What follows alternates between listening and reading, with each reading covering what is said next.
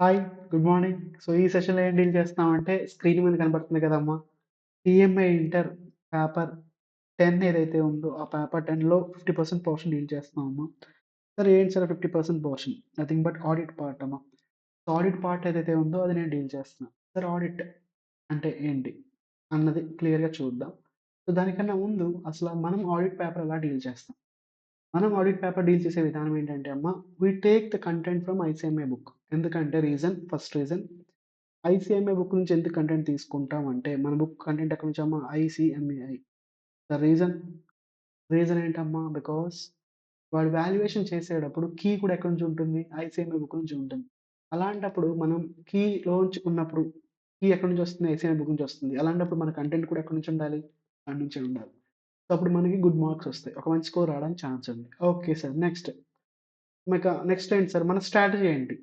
నేను కంటెంట్ చెప్తానమ్మా. సార్ ఇది బోరింగ్‌గా ఉంటదంటే కాదమ్మా.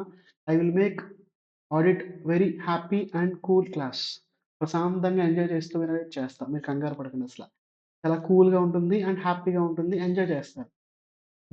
థియరీగా అయితే ఉండదమ్మా. అండ్ నెక్స్ట్ ఆహ్, నేనెంత గ్యారంటీ ఇస్తా. అంతే కదా! గ్యారంటీ ఇవ్వాల్సిందే కదా! 40% మార్క్స్ అయితే కంపల్సరీ గ్యారంటీ ఇస్తానమ్మా. ఇక్కడ మనకి ఏమని చెప్పారంటే ఇండెక్స్‌లో గూడా క్లియర్‌గా ఏ పోర్షన్ నుంచి ఎన్ని మార్క్స్ వస్తాయో చెప్పాడు. పర్సెంటేజ్ చెప్పాడమ్మా. ఫస్ట్ మనకున్న టాపిక్ ఏంటి? Basic concepts of auditing 10%. Second one ఏంటంటే ఫస్ట్ దాంట్లో బేసిక్ కాన్సెప్ట్స్ ఉంటాయి. అండ్ ప్రైమరీ బేసిక్ డెఫినిషన్స్ కానీ, ప్రైమరీ కాన్సెప్ట్ కానీ ఉంటాయి. ఓకేనా? నెక్స్ట్ ఆడిటర్‌ని ఎలా అపాయింట్ చేయాలి? ఎవరిని అపాయింట్ చేయాలి? ఒకవేళ కాస్ట్ రూల్స్ ఏంటి? ఇవన్నీ ఉంటాయి. నెక్స్ట్ థర్డ్ పాయింట్ ఏంటమ్మా? Audit of different undertakings. Different అండర్‌టేకింగ్‌ని ఎలా ఆడిట్ చేస్తాం ఇదుంటది. ఇంతవరకు ఓకే కదమ్మా! ఇది ఇండెక్స్ పోర్షన్. బానే ఉంది. ఆడిటింగ్ నాకు కొంచెం భయముంటది అంటే నెవర్ ఫియర్ అమ్మా! I am here to make audit clear. నా బాధ్యత మీ ఆడిట్ క్లియర్ చేపించే బాధ్యత నాది. Never worry. బట్ నేను చెప్పినట్టు మీరు ఫాలో అవుతే చాలు. మీరేం చెప్తారు? ఎగ్జామ్‌కెళ్ళే ముందు కనీసం 3 టైమ్స్ రివిజన్ చేయండి. ఒకే నోట్స్‌ని ఫాలో అవ్వండి. ఏదో ఒక నోట్స్. ఇదేనా, ఏదైనా గాని ఒకటే ఫాలో అవ్వాలి. మ్యాండేటరీగా చెప్తున్నాను. ఒకటే మల్టిపుల్ టైమ్స్ చేస్తే సక్సెస్ మీ చేతిలో ఉంటది. That is Pakka. అండ్ ఇంకొకటేంటంటే అమ్మా, మనకి నేను క్లాస్‌లో కాన్సెప్ట్ చెప్పేటప్పుడు కొన్ని ఎగ్జాంపుల్స్ కూడా చెప్తా. మీరేం జేయాలి? ఆ ఎగ్జాంపుల్స్ కూడా మీరు నోట్ చేసుకోవాలి. నోట్ చేసుకుంటే బెనిఫిట్ ఏంటి సార్ అంటే, మీరు ఎగ్జాంపుల్ మళ్ళీ మళ్ళీ చూస్తే మీ కాన్సెప్ట్ ఆటోమేటిక్‌గా రివైజ్ అవుతుంది. ఓకేనా? ఎగ్జాంపుల్ పాయింట్ ఆఫ్ వ్యూలో వెళ్తున్నాం కాబట్టి ఆడిట్‌ని థియరీ పార్ట్ కూడా మీరు చాలా పీస్‌ఫుల్‌గా రాయగలరు. ఓకే. అండ్ మీరు చేయాల్సింది ఇంకొకటేంటంటే అమ్మ, నోట్స్ మెయింటైన్ చేయాలని చెప్పా రన్నింగ్ నోట్స్. ఎగ్జాంపుల్స్ రాసుకోవాలి. అండ్ ఏంటంటే కనీసం ఎగ్జామ్‌కెళ్ళే ముందు కనీసం ఒక్కసారైనా సరే వితౌట్ సీయింగ్ ప్రాక్టీస్ చేయాలి. ఒక్కసారి without seeing if you are writing it is equivalent to revising 5 times. 5 times revision చేసినట్టు లెక్క. మీకలా గుర్తుండిపోతుంది. మీరలా చేస్తున్నారంటే 40% మార్క్స్. ఇంకా చెప్పాలంటే సింపుల్‌గా ఆడిట్ 50 మార్క్స్ కనుక్కుంటే ఎగ్జాంపుల్‌కి మీకు కంపల్సరీగా 40 ప్లస్ వచ్చే బాధ్యత నాది. మిగతా పార్ట్ కంపెనీ అకౌంట్స్ ఏదైతే ఉందో, కంపెనీ అకౌంట్స్ రిలేటెడ్ పార్ట్ అది మీరు ఎలాగో ప్రొక్యూర్ చేసుకుంటారు కదా! వరస్ట్ కేస్‌లో ఒక 35 మార్క్స్ తెచ్చుకుంటారు. అంటే పేపర్ 10 నుంచి మనం ఎంతవరకు ట్రై చేయొచ్చు? 75 ప్లస్ కంపల్సరీగా ట్రై చేయొచ్చు. అదే విధంగా ఓఎం గూడా అంతే. సార్ మీరెలా అంటే మీరు ఈ పేపర్స్ డీల్ చేస్తున్నారు కదా! అందుకని ఇలా చెప్తున్నారు కదా! అంటే కాదమ్మా. రియల్‌గా పేపర్ 9 అండ్ పేపర్ 10లో ఆడిట్ పార్ట్ ఏవైతే ఉన్నాయో మిమ్మల్ని చాలా వరకు సేఫ్ గేమ్ ప్లే చేపిస్తాయి. బోత్ గ్రూప్స్ ఒకవేళ మీరు బాగా కాన్సంట్రేషన్ పెట్టారనుకో వీటి మీద, ఎక్కువ స్కోర్ వస్తే బోత్ గ్రూప్స్ అయిపోవడానికి కూడా ఛాన్స్ ఉంది. ఉందమ్మా. అది ఒక ఓవర్ ఎగ్జాగరేషన్ కాదు రియాలిటీ. అది ఎలా సార్ అని దాని తర్వాత సెషన్‌లో చూద్దామా. Without any further delay let us continue with our topic మా. మన టాపిక్ ఏంటి? ఆడిట్ అమ్మ. డైరెక్ట్‌గా ఆడిట్‌లోకెళ్ళిపోతారా? లేకపోతే ఏమైనా ఇంట్రొడక్షన్ చెప్తారా అంటే, కొంచెం ఇంట్రొడక్షన్ చూద్దాము. చూస్తే మంచిది పిల్లలు. డైరెక్ట్‌గా ఆడిట్‌లోకెళ్ళిపోతే కరెక్ట్ కాదు కదా! ఇది మీకుండే టాపిక్స్. సీఎంఏ ఇంటర్‌లో టోటల్‌గా ఎంటైర్ సిలబస్ ఎలా డివైడ్ అయిందన్న 3 పార్ట్స్‌కి డివైడ్ అయింది. ఏంటి సార్ అవి అంటే, ఈ 3 టాపిక్స్ అమ్మ అవి. ఓకేనా? ఈ 3 టాపిక్స్ ఇవన్నీ. ఈ 3 టాపిక్స్ అమ్మ. ఈ 3 టాపిక్స్‌లో మనకి వెయిటేజ్ ఎలా ఉందో కూడా క్లియర్‌గా మెన్షన్ చేశాను. 10%, 30% అండ్ 10%. Okay sir. మరి ఆడిటింగ్ మీరు చెప్తా అంటున్నారు కదా! ఎలా స్టార్ట్ చేస్తాం? ఏ పాయింట్ ఆఫ్ వ్యూలో స్టార్ట్ చేస్తాం అన్న పాయింట్ చూద్దాం ఫస్ట్. ఫస్ట్ ప్రిన్సిపల్ ఏంటంటే అమ్మ, నార్మల్‌గా స్క్రీన్ మీద నేనేం రాయట్లా. ఎలాంటి బిజినెస్ అయినా అదే, ఎలాంటి బిజినెస్ వాడైనా సరే ఏం చేయాలి present? Books of accounts maintain చేయాలి. సార్ ఏంటి సార్ బుక్స్ ఆఫ్ అకౌంట్స్? మీరైనా అంతే కదమ్మా! ఆడిట్ ప్రిపేర్ అవుతున్నారు. నేనేం చెప్పా థియరీ పార్ట్ కదా మెట్లుంటది అని చెప్పేసి నేనేమన్నా నోట్స్ మెయింటైన్ చేయండన్నా. ఎందుకమ్మా నోట్స్? రన్నింగ్ నోట్స్ ఎందుకు మెయింటైన్ చేయమంటున్నా? ఎగ్జాంపుల్స్ మీరు రాసుకోవడానికి. ఎందుకంటే క్లాస్‌లో చాలా ఎగ్జాంపుల్స్ డిస్కస్ చేస్తే అన్ని examples may or may not మీరు గుర్తుండొచ్చు, గుర్తుండకపోవచ్చు. అదే విధంగా ఇదివరకు బిజినెస్ ఎలా ఉండేవండి నార్మల్‌గా? ఇదివరకు క్లాస్ ఎలా ఉంది? చిన్న కాన్సెప్ట్ ఉండేది. ఇంత కాన్సెప్ట్ ఉండి చదువుకుంటే మార్క్స్ బాగా వచ్చాయి. అంతేగా? సో, అదే విధంగా ఇదివరకు బిజినెస్ ఎలా ఉండేదమ్మా? డైలీ ఒక 10 ట్రాన్సాక్షన్స్. డైలీ ఒక 5 ట్రాన్సాక్షన్స్ జరిగేవి. ఇదివరకు ఓల్డెన్ డేస్‌లో. అప్పుడంతా బానే ఉండేది. 5 ట్రాన్సాక్షన్స్, 10 ట్రాన్సాక్షన్స్ అంటే మాక్సిమమ్ మొత్తం ఇయర్‌లీ గూడా చూసుకుంటే ఒక ఎంతమ్మా 10,000 ట్రాన్సాక్షన్స్ కూడా దాటవు. 1000 ట్రాన్సాక్షన్ లేదనుకుంటే 2000 ట్రాన్సాక్షన్స్ అమ్మా టోటల్‌గా ఇయర్‌లో. బట్ ఇప్పుడమ్మా daily lakhs of crores of transactions చేస్తున్నారు. Daily lakhs and crores of transactions చేస్తున్నప్పుడు, ఆ ట్రాన్సాక్షన్స్ నీకు గుర్తుంటాయా? గుర్తుంటాయా అసల? గుర్తుండొచ్చు, గుర్తుండకపోవచ్చు. మనమేమి చిట్టీలం గాదు గదమ్మా! రోబోలో 2.0 ఈ చిట్టి గాదు కదా! నా మెమరీ ఎంత, నా మెమరీ ఎంత అని చెప్పడానికి. సో, మనం ఏం జేస్తున్నాం? మన అయిన transactions as and when they incur we are recording into books of accounts. Enter చేస్తున్నాం. ఇది నార్మల్‌గా అంతే ఓల్డెన్ డేస్‌లో అంత అవసరం ఉండేదా అంటే లేదు. బట్ ప్రెజెంట్ మ్యాండేటరీగా రికార్డ్ చేస్తున్నాం. అది అర్థమైంది కదమ్మా! సో, ఆ కంటెంట్ నేనెలా ప్రెజెంట్ చేశానో చూద్దాం ఒకసారి. ఓకే. ఇప్పుడేంటి బట్టి వెదర్ ఏ బిజినెస్ అయినా కానీ, వెదర్ ఎలాంటి బిజినెస్ వాడైనా సరే ఏం చేయాలమ్మా? They have to maintain books of accounts. Profit ఓరియెంటెడా ఆర్ నాట్. ప్రాఫిట్‌తో సంబంధం లేకుండా బుక్స్ ఆఫ్ అకౌంట్స్ మెయింటైన్ చేయాల్సిందే. అసలు బుక్స్ ఆఫ్ అకౌంట్స్ అంటే ఏంటి సార్? రీజన్ చెప్పారు. మరి బుక్స్ ఆఫ్ అకౌంట్స్ అంటే ఏంటో చెప్పండి సార్ అంటే, ఇదమ్మా మనకి బుక్స్ ఆఫ్ అకౌంట్స్ ఉండేవి నార్మల్‌గా. బుక్స్ ఆఫ్ అకౌంట్స్ అంటే ఏంటమ్మా? These are the books of accounts. First ఒక ట్రాన్సాక్షన్ ఇంకర్ అవుతాం. సో, ట్రాన్సాక్షన్ ఇంకర్ అయిన వెంటనే ఏం చేస్తాం బట్టి అది జర్నల్‌లో రికార్డ్ చేస్తాం.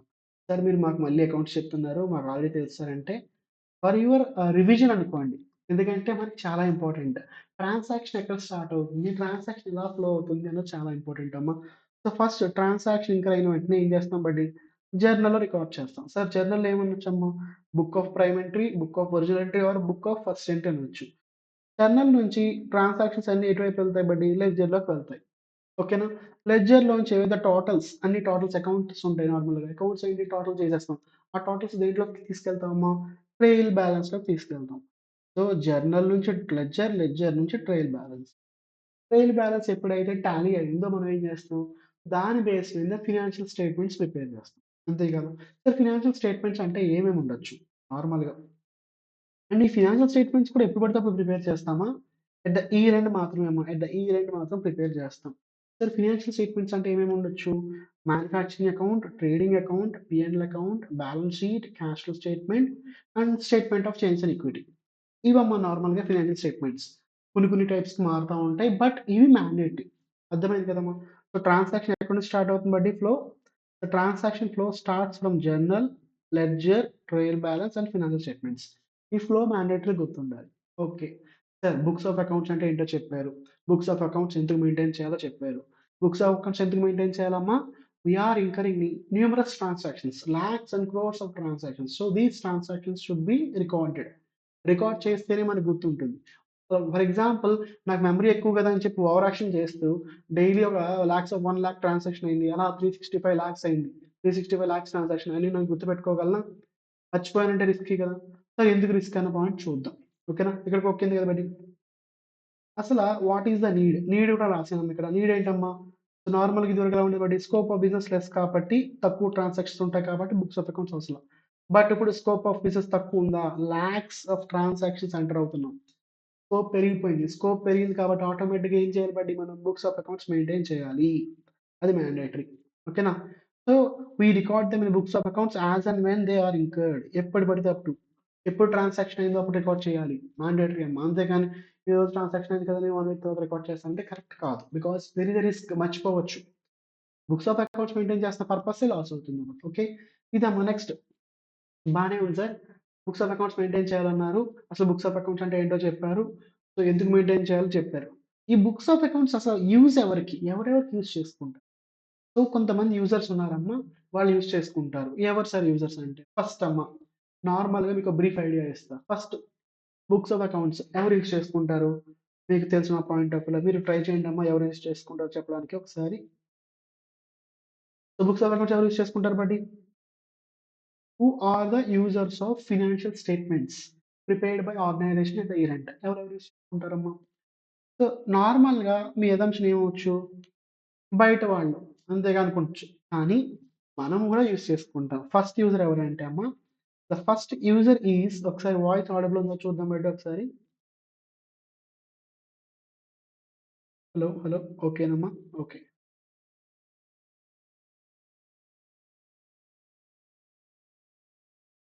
సో, ఫస్ట్ యూజర్ ఎవరమ్మా అంటే మేనేజ్‌మెంట్ అమ్మ. Management is the first user buddy. Management అనేవాళ్ళు ఫస్ట్ యూజర్. సార్ ఏంటి సార్ మేనేజ్‌మెంట్ ఫస్ట్ యూజర్? క్లియర్‌గా చూద్దాం కంగారు పడకండి. మేనేజ్‌మెంట్. నెక్స్ట్ ఎవరు సార్ అంటే షేర్ హోల్డర్స్ అమ్మ. Shareholders are the next users. ఇంకెవరు సార్? ఇంకెవరున్నారు? చెప్పండి సార్ వీళ్ళు లిస్ట్ చెప్తారు కదా! మేము వింటాం. మీరు చెప్తారు. సో, నెక్స్ట్ ఏమిటమ్మా అంటే మీరు ట్రై చేయాలి ఫస్ట్. మేనేజ్‌మెంట్ నేను చెప్పా. షేర్ హోల్డర్స్ నేను చెప్పా. నెక్స్ట్ మీరు చెప్పండమ్మా. ఇంకెవరు? Prospective investors. ఎవరు సార్ వీళ్ళు? వెరైటీగా ఉన్నారు. ప్రాస్పెక్టివ్ ఇన్వెస్టర్స్ అంటున్నారు. ప్రాస్పెక్టివ్ ఇన్వెస్టర్స్ అమ్మ. They are prospective investors.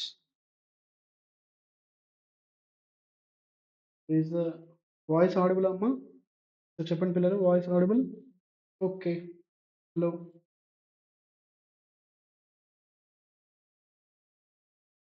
So, ఎవరెవరమ్మా? Management, share holders, prospective investors. సరే ఇంకెవరున్నారు? ఇంకెవరున్నారంటే అమ్మా మేనేజ్‌మెంట్ అయిపోయింది. షేర్ హోల్డర్స్ అయిపోయింది. ప్రాస్పెక్టివ్ ఇన్వెస్టర్స్ అయిపోయింది. ఇంకెవరు? ట్రై చేయండి. ఇంకా ఎవరు? బ్యాంక్స్ అమ్మ. బ్యాంక్స్ వాళ్ళు యూజ్ చేసుకుంటారు కదా! Loans point of view banks వాడు యూజ్ చేసుకుంటాడు. నెక్స్ట్ ఇంకెవరమ్మా? ఇంకా మన స్టేట్మెంట్స్ యూజ్ చేసుకునేది. సప్లయర్స్. మనకి రా మెటీరియల్ ఎవరైతే సప్లై చేస్తారో they also will use the financial statements. And ఇంకా కంపెనీ రన్ అవుతుందంటే ఎవరి మీద రన్ అవుతుందన్నాము? వర్కర్స్ మీద రన్ అవుతుంది. సో, వర్కర్స్ కూడా యూజ్ చేసుకుంటారు. సార్ వర్కర్స్‌కి నాలెడ్జ్ ఏముంటది సార్? వాళ్ళే యూజ్ చేసుకుంటారంటే చూద్దాం. సో,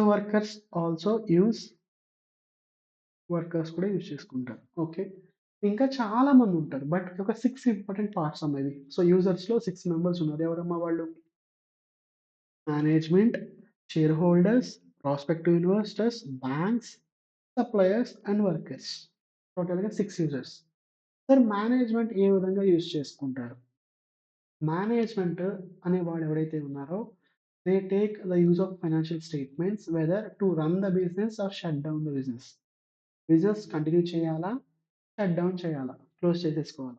ఇదేంటి సార్? స్టార్ట్ చేసి ఇప్పుడే అయింది. మీరిప్పుడే స్టార్ట్ చేసారు మాకు చెప్పడం. అప్పుడే క్లోజింగ్ అంటున్నారు, ఓపెనింగ్ అంటున్నారు. ఎలా అంటే అమ్మా మనం బిజినెస్ చేస్తా ఉన్నాం. రెగ్యులర్‌గా ప్రాఫిట్స్ వస్తా ఉన్నాయి. అంతా బానే ఉంది. అప్పుడేం చేస్తాం? కంటిన్యూ చేస్తాం. That is continuing the business. మనం బిజినెస్ స్టార్ట్ చేసాము. ఫస్ట్ ఇయర్‌లో లాస్ వచ్చింది. పోనీ ఫస్ట్ ఇయర్‌లో కదా! పర్లేదు సెకండ్ ఇయర్‌కి వెళ్దాం అనుకుంటే సెకండ్ ఇయర్‌లో కూడా లాస్ వచ్చింది. థర్డ్ ఇయర్‌లో కూడా లాస్ వచ్చింది. ఫోర్త్ ఇయర్‌లో కూడా లాస్ వచ్చింది. ఇంకేం చేస్తామమ్మా? లాసుల్లోకి మునిగిపోతున్నారా బాబు అని ముగిసేస్తాం.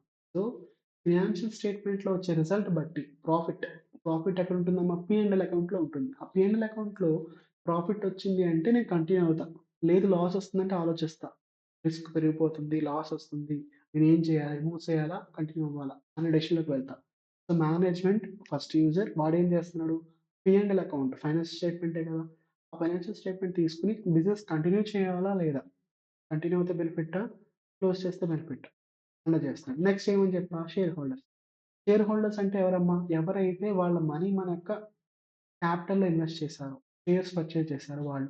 వాళ్ళేమి ఎక్స్‌పెక్ట్ చేస్తారమ్మా? అయితే డివిడెండ్ లేదనుకుంటే షేర్ వాల్యూ పెరగాలి. That is capital appreciation. Dividend వస్తుందా రెగ్యులర్‌గా? వీడు డివిడెండ్ నాకు రెగ్యులర్‌గా ఇస్తున్నాడు. ఓకే. అంతా బానే ఉంది. లేదనుకుంటే మార్కెట్‌లో నా షేర్ ప్రైస్ పెరుగుతా ఉంది. సూపర్. ఓకే. షేర్స్ కంటిన్యూ చేస్తా. లేదమ్మా డివిడెండ్ రెగ్యులర్‌గా ఇవ్వట్లా వీడు. సో, బ్యాలెన్స్ షీట్ చూస్తే ఇప్పుడు లాస్‌లోనే ఉంటున్నాడెప్పుడు. అండ్ నెక్స్ట్ ఏంటంటే మార్కెట్‌లో వీడి షేర్ ప్రైస్ పడిపోతా ఉంది. నాకు రిస్కే కదా! నేనేం చేస్తా? ఆ షేర్స్ సేల్ చేసేస్తా. ఈ థాట్‌కి ఎవరమ్మా షేర్ హోల్డర్ యూజ్ చేస్తున్నారు. నెక్స్ట్ ఎవరమ్మా అని చెప్పాను. Prospective investors. Sir prospective investors అంటే వీళ్ళు మార్కెట్‌లో అనాలిసిస్ చేస్తారా? ఓకే. ఈ షేర్‌లో ఇన్వెస్ట్ చేద్దామా? ఆ షేర్‌లో ఇన్వెస్ట్ చేద్దామా? వీళ్ళ దగ్గర మనీ బావుంది. సో, ఉన్నప్పుడు ఏం చేస్తాడు వీడు? చూసుకుంటాడు. ఎవరి దగ్గర ఇన్వెస్ట్ చేస్తారు? ఎవరి దగ్గర ఇన్వెస్ట్ చేస్తే బెస్ట్. ఓకే. వీడి దగ్గర ఇన్వెస్ట్ చేద్దాం. ఓకే. వీడి దగ్గరికి వెళ్దాం. ఇన్వెస్ట్ చేయాలా లేదా అని ఎలా తెలుస్తుంది? ఫినాన్షియల్ స్టేట్‌మెంట్ తీసుకొని వాటి రిజల్ట్ బట్టేగా. అంతే కదా! రిజల్ట్ బట్టి తెలుస్తుంది. ఇన్వెస్ట్ చేయాలా లేదా? నెక్స్ట్ ఎవరమ్మా? బ్యాంక్స్. బ్యాంకులు అసలు ఏంటమ్మా కంపెనీకి రిలేషన్‌షిప్ అంటే మనీ. మనకి మనీ కావాలి కదా! మనీ కావాలంటే ఫస్ట్ ఎవరి దగ్గరికి వెళ్తాం? ఫ్రెండ్స్ దగ్గరికి వెళ్తాం. ఫ్రెండ్స్ మనకు కావాల్సిన మనీ అంతా ఇచ్చేస్తారా అంటే మే ఆర్ మే నాట్. ఓకేనా? లేదు ఫ్యామిలీ మెంబర్స్ అంతా ఇవ్వలేరు అంటే ఇవ్వచ్చు, ఇవ్వకపోవచ్చు.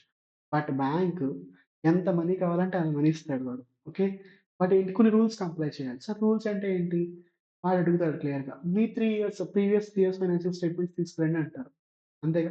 మీరెళ్లి లోన్‌కెళ్తే వాడేమడుగుతాడమ్మా? మీ ఐటీఆర్స్ ఉన్నాయా సార్ అని అడుగుతాడు. మీ ఇన్‌కమ్ ఎంత సార్ అని అడుగుతాడు. మనమే అంతలా అడిగాడంటే కంపెనీకి లోన్ ఇవ్వాలంటే వాడు ఎంతలో అడుగుతాడమ్మా? సో, ఫినాన్షియల్స్ తీసుకుంటాడు. తీసుకొని అనలైజ్ చేస్తాడు. వీడికొచ్చే ప్రాఫిట్ ఎలా ఉంది? ఓకే. బానే ఉంది. ప్రాఫిట్ రెగ్యులర్‌గానే ఉంది. అండ్ పొజిషన్ కూడా బానే ఉంది. వీడి క్రెడిట్ వర్తినెస్ ఉందా? లేదా? ప్రాఫిట్‌ని బట్టి వాడేం తీసుకుంటున్నాడు? Repayment capability. నేను లోన్ ఇస్తే వీడు తిరిగిస్తాడా లేదా? That is called repayment capability. అది తెలుసుకుంటాడమ్మా. నెక్స్ట్ ఎవరమ్మా? సప్లయర్స్. రా మెటీరియల్‌ని క్రెడిట్‌కి సప్లై చేస్తాం. అంతే కదండీ! సప్లయర్స్ ఇనిషియల్‌గా మనకు క్రెడిట్‌కి ఇస్తారు. తర్వాత ఏం చేస్తాం మనం? గూడ్స్ తయారు చేసి, సేల్ చేసి వాటికి మనీ ఇస్తాం. అసలు నేను రా మెటీరియల్‌కి క్రెడిట్ సప్లై చేస్తే వీడు నాకు అమౌంట్ తిరిగిస్తాడా లేదా? ఇవ్వగలడా లేదా? అనేది ఎలా తెలుస్తది వాడికి? కొన్ని రేషియోస్ యూజ్ చేస్తాడు సప్లయర్. ఈ రేషియోస్ యూజ్ చేసి సప్లయర్ తెలుసుకుంటాడు. వీడి రేషియోస్ ఎలా ఉన్నాయి? రేషియో అంటే ఏంటి? రిలేషన్‌షిప్పే కదా! తెలుసుకున్న దాన్ని బట్టి ఓకే. బానే ఉంది. వీడికి కరెంట్ అసెట్స్, కరెంట్ రేషియో మీరు ఆల్రెడీ చదువుంటారు కదమ్మా! కరెంట్ రేషియో అంటే ఏంటి? Current assets by current liabilities ఎంతుంది? సో, 2:1 ఉంది. ఆప్టిమమ్ రేషియో బానే ఉంది. లేదు 5:1 ఉంది. ఇంకా చాలా బాగుంది. లేదు 1:100 ఉంది. అమ్మో! చాలా రిస్క్. ఇవన్నీ మీరు ఆలోచించుకుంటారు. బ్యాంక్ వాడు ఆలోచించుకుంటాడమ్మా. సో, రేషియో బానే ఉంది. సో, లోన్ ఇవ్వచ్చు. బ్యాంక్ వాడు ఆలోచించుకుంటాడు. అదేవిధంగా సప్లయర్ ఆలోచించుకుంటాడు. ఇద్దరు ఆలోచించుకుంటారమ్మా. సో, ప్రతి వాళ్ళు దేన్ని యూజ్ చేసుకుంటున్నారు? ఫినాన్షియల్ స్టేట్‌మెంట్స్ యూజ్ చేసుకుంటున్నారు. ఇదంతా బానే ఉంది సార్. వర్కర్ పనేంటి? వర్కర్‌కి జీతం ఇస్తున్నాం వెళ్తున్నాడు కదా! పని చేస్తున్నాడు కదా! అంటే వర్కర్‌కి కరెక్ట్ జీతం వస్తుందా లేదా? ఫర్ ఎగ్జాంపుల్ నీకు మంత్లీ 20,000 పే చేస్తానమ్మా. ఫర్ ఎగ్జాంపుల్ ఒక పర్సన్‌కి. ఆ పర్సన్ ఏమని ఆలోచిస్తాడు? నేను వర్క్ చేసి కష్టపడుతుంటే వీడికి ప్రాఫిట్స్ వస్తున్నాయి. వీడు ఏంటి నాకు ఓన్లీ 20,000 ఇస్తున్నాడు అని చెప్పి లోపల బాధపడతాడు కదా పాపం. వాడు బాధపడుతున్నాడు. బాధపడుతున్నప్పుడు వాడేం చేస్తాడు? మన వాడికి ప్రాఫిట్స్ వస్తున్నాయా లేదా? ఓకే. బానే వస్తున్నాయి నాకివ్వట్ల. అంటే వాడు ఊరుకుంటాడా? నవ్వుతాడా? ఫైట్ చేస్తాడు నీతోటి. ఫైట్ చేయాలా లేదా ఆలోచిస్తున్నాడు. అంటే ఫైనాన్షియల్ స్టేట్‌మెంట్స్ యూజ్ చేసుకొని రకరకాల వాళ్ళు రకరకాల డెసిషన్స్ తీసుకుంటున్నారు. అంతేగా? సో, ఒక్కసారి ఇండివిడ్యుయల్‌గా ఒక్కొక్కరి డెసిషన్ ఏంటో చూద్దాం బండి. సో, ఫస్ట్ ఎవరమ్మా అని చెప్పాను? మేనేజ్‌మెంట్. మేనేజ్‌మెంట్ ఏ విధంగా డెసిషన్ తీసుకుంటుంది బండి? Management is taking a decision regarding weather to continue the business are to shut down the business. ఓకేనా? బిజినెస్ కంటిన్యూ చేద్దామా? షట్ డౌన్ చేద్దామా? ఒకవేళ ప్రాఫిట్స్ వస్తా ఉన్నాయమ్మా. So, business మూసేసుకుంటావా? మూసుకోవు కదా! కంటిన్యూ చేస్తావు. నెక్స్ట్ లాసెస్ వస్తున్నాయి. సో, 20,00,000 ప్రాఫిట్ వచ్చిందంటే హ్యాపీగా నవ్వాము. లాస్ వచ్చిందంటే ఏడుస్తాం కదా! ఏడిసి ఏం చేస్తాం? షట్ డౌన్ చేస్తాం. ఇది నార్మల్‌గా ఒక డెసిషన్. సో, దేని మీద డెసిషన్? ప్రాఫిట్ ఎక్కడుంది మనకి ఇన్‌కమ్ స్టేట్‌మెంట్‌లో ఉంటది. That is nothing but P and L అకౌంట్‌లో ఉంటది. అర్థమైంది కదమ్మా! నెక్స్ట్ ఎవరెవరని చెప్పానమ్మా? Share holders. షేర్ హోల్డర్స్‌కి 2 టైప్స్ ఆఫ్ ఎక్స్‌పెక్టేషన్స్ అని చెప్పా. ఒకటేంటమ్మా? Dividend and capital appreciation. Dividend కోరుకుంటారు. అండ్ అదేవిధంగా క్యాపిటల్ అప్రిసియేషన్ కోరుకుంటారు. So, dividend point of view చూద్దాం. సో, నేనేం చేశాను అంటే, సుభాష్ లిమిటెడ్ అనే కంపెనీలో అమ్మ 31 మార్చ్ 2022లో షేర్స్ పర్చేస్ చేశా. ఎన్ని షేర్స్? 1,00,000 షేర్స్ రూ. 5 పర్చేస్ చేశా. వాడు ఫస్ట్ కేస్ అమ్మ ఇది. వాడేంటి బాగా ప్రాఫిట్స్ వచ్చినాయి. హ్యూజ్ ప్రాఫిట్స్ వచ్చినాయి. వాడేం చేస్తాడంటే డివిడెండ్ ఇచ్చాడు. షేర్‌కి రూ. 2 డివిడెండ్ ఇచ్చాడమ్మ. ఆటోమేటిక్‌గా నాకెంతొస్తుంది? 2,00,000 డివిడెండ్ వచ్చింది. బానే ఉంది. అండ్ మార్కెట్‌లో సుభాష్ యొక్క షేర్ వాల్యూ రూ. 5 నుంచి రూ. 50కి పెరిగింది బండి. రూ. 5 నుంచి రూ. 50 పెరిగింది. ఆటోమేటిక్‌గా నాకు బెనిఫిట్టేగా. చాలా బెనిఫిట్ అవుతున్నా. షేర్ వాల్యూ భయంకరంగా పెరిగింది. అండ్ డివిడెండ్ కూడా ఇస్తున్నాడు. ఇప్పుడు నేను ఆ షేర్ సేల్ చేసుకుంటానా? హోల్డ్ చేసుకుంటాను కదా! ఏమని ఇంకా మార్కెట్ ఇంకా ఫ్యూచర్‌లో ఇంకా పెరుగుతుంది అన్న పాయింట్ ఆఫ్ వ్యూలో. ఇదొకటమ్మా. నెక్స్ట్ ఏంటమ్మా? నౌ ఈ ప్రకారంగా షేర్ వాల్యూస్ ఎంత అయింది చూడండి. సో, షేర్ వాల్యూ వచ్చేసి 50,00,000 అయిపోయింది కదా! షేర్ వాల్యూ ఎంత అయిందమ్మా పిల్లలు? It became 50,00,000. 5,00,000తో పర్చేజ్ చేస్తే అదెంత అయింది బడ్డీ? 50,00,000 రూపీస్ అయింది. ఓకేనా? అండ్ డివిడెండ్ ఎంత? 2 రూపీస్ పైన 1 షేర్ చేశాడంటే 2,00,000 డివిడెండ్ వచ్చింది. సో, నాకు ఓవరాల్‌గా బెనిఫిట్ వస్తుంది గదా! అంటే నేను షేర్స్ సేల్ చేసేస్తానప్పుడు, నాకు లోపల మైండ్‌లో థాట్ ఏముంటుంది? షేర్ వాల్యూ ఇంకా పెరుగుతుంది అని థాట్ ఉంటుంది. సో, ఆటోమేటిక్‌గా హోల్డ్ చేస్తా. ఒకవేళ ఇదే సినారియోలో మనకేమైందంటే, షేర్ వాల్యూ కాస్త రూ. 5 ఉండేది ఒక్కసారమ్మ. రూ. 5 ఏదైతే ఉందో అది కాస్త ఏమైంది బడ్డీ? రూ. 2 పడిపోయింది. రూ. 2 అయిపోయింది. And dividend ఇవ్వట్ల. లాసెస్‌లో ఉన్నాడు. అప్పుడేం జేస్తావు? అప్పుడు కూడా నవ్వుతూ ఉంటావా? వెంటనే భయపడిపోయి షేర్స్ ఇంకా పడిపోతాయేమో అని చెప్పేసి సేల్ చేసేస్తాం. ఆ సినారియో చూద్దాం ఒకసారి. అదే ఇప్పుడు హ్యూజ్ లాసెస్‌లో ఉన్నాడు వాడు. బానే ఉంది. లాస్‌లో అంటే బానే ఉందా? కాదు కదా! So, we are under risk. మన షేర్స్ ఏవైతే ఇన్వెస్ట్ చేసామో రిస్క్‌లో ఉన్నట్టు. నెక్స్ట్ వాడు డివిడెండ్ డిక్లేర్ చేయట్ల. ఇంకా వరస్ట్. డివిడెండ్ ఏదైతే ఎక్స్‌పెక్ట్ చేస్తున్నానో అది రాట్ల.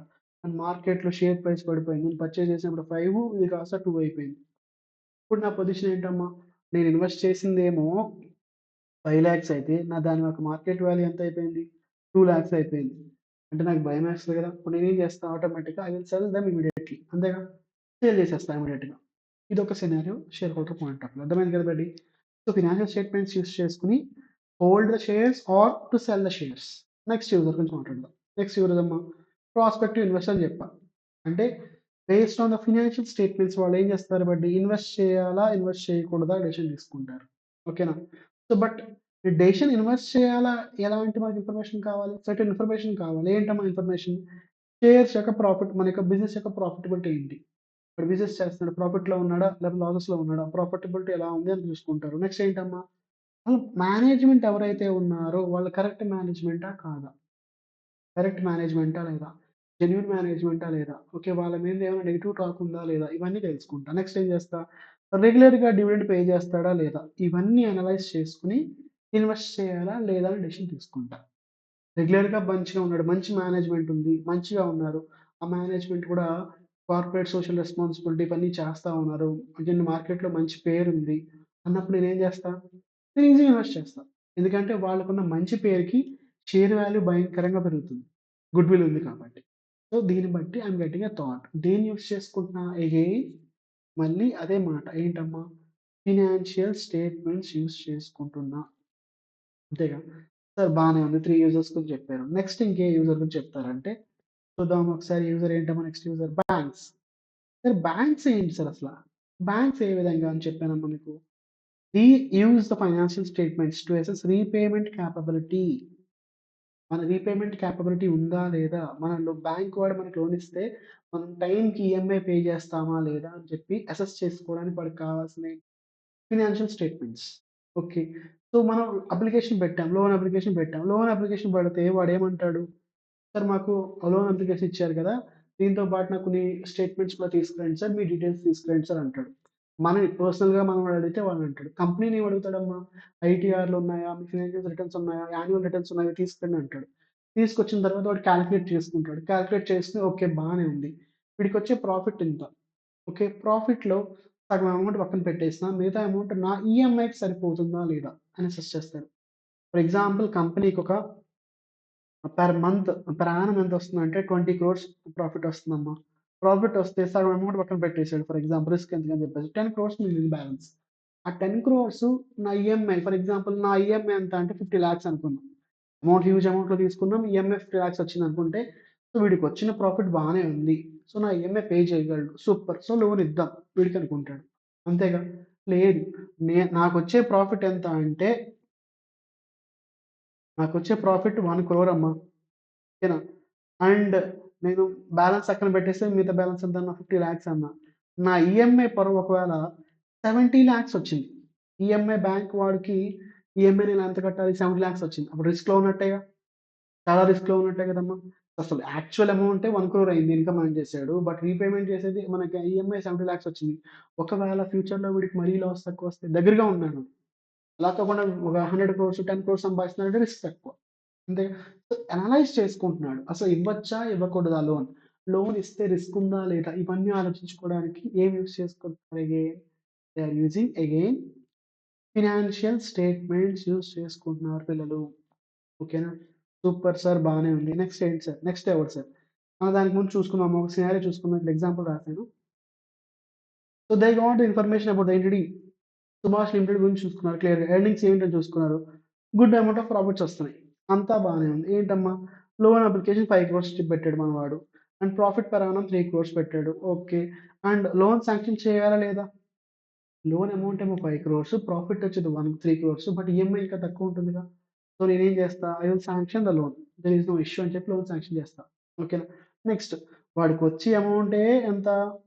వాడు అడిగిందేమో 5,00,00,000 అడిగాడు. వాడికొచ్చే ప్రాఫిట్ ఎంతమ్మా? ఓన్లీ 3,00,000.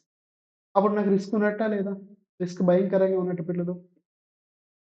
ఒక్కసారమ్మా పవర్ ఇష్యూ అయినట్టుంది. I will connect to the charger.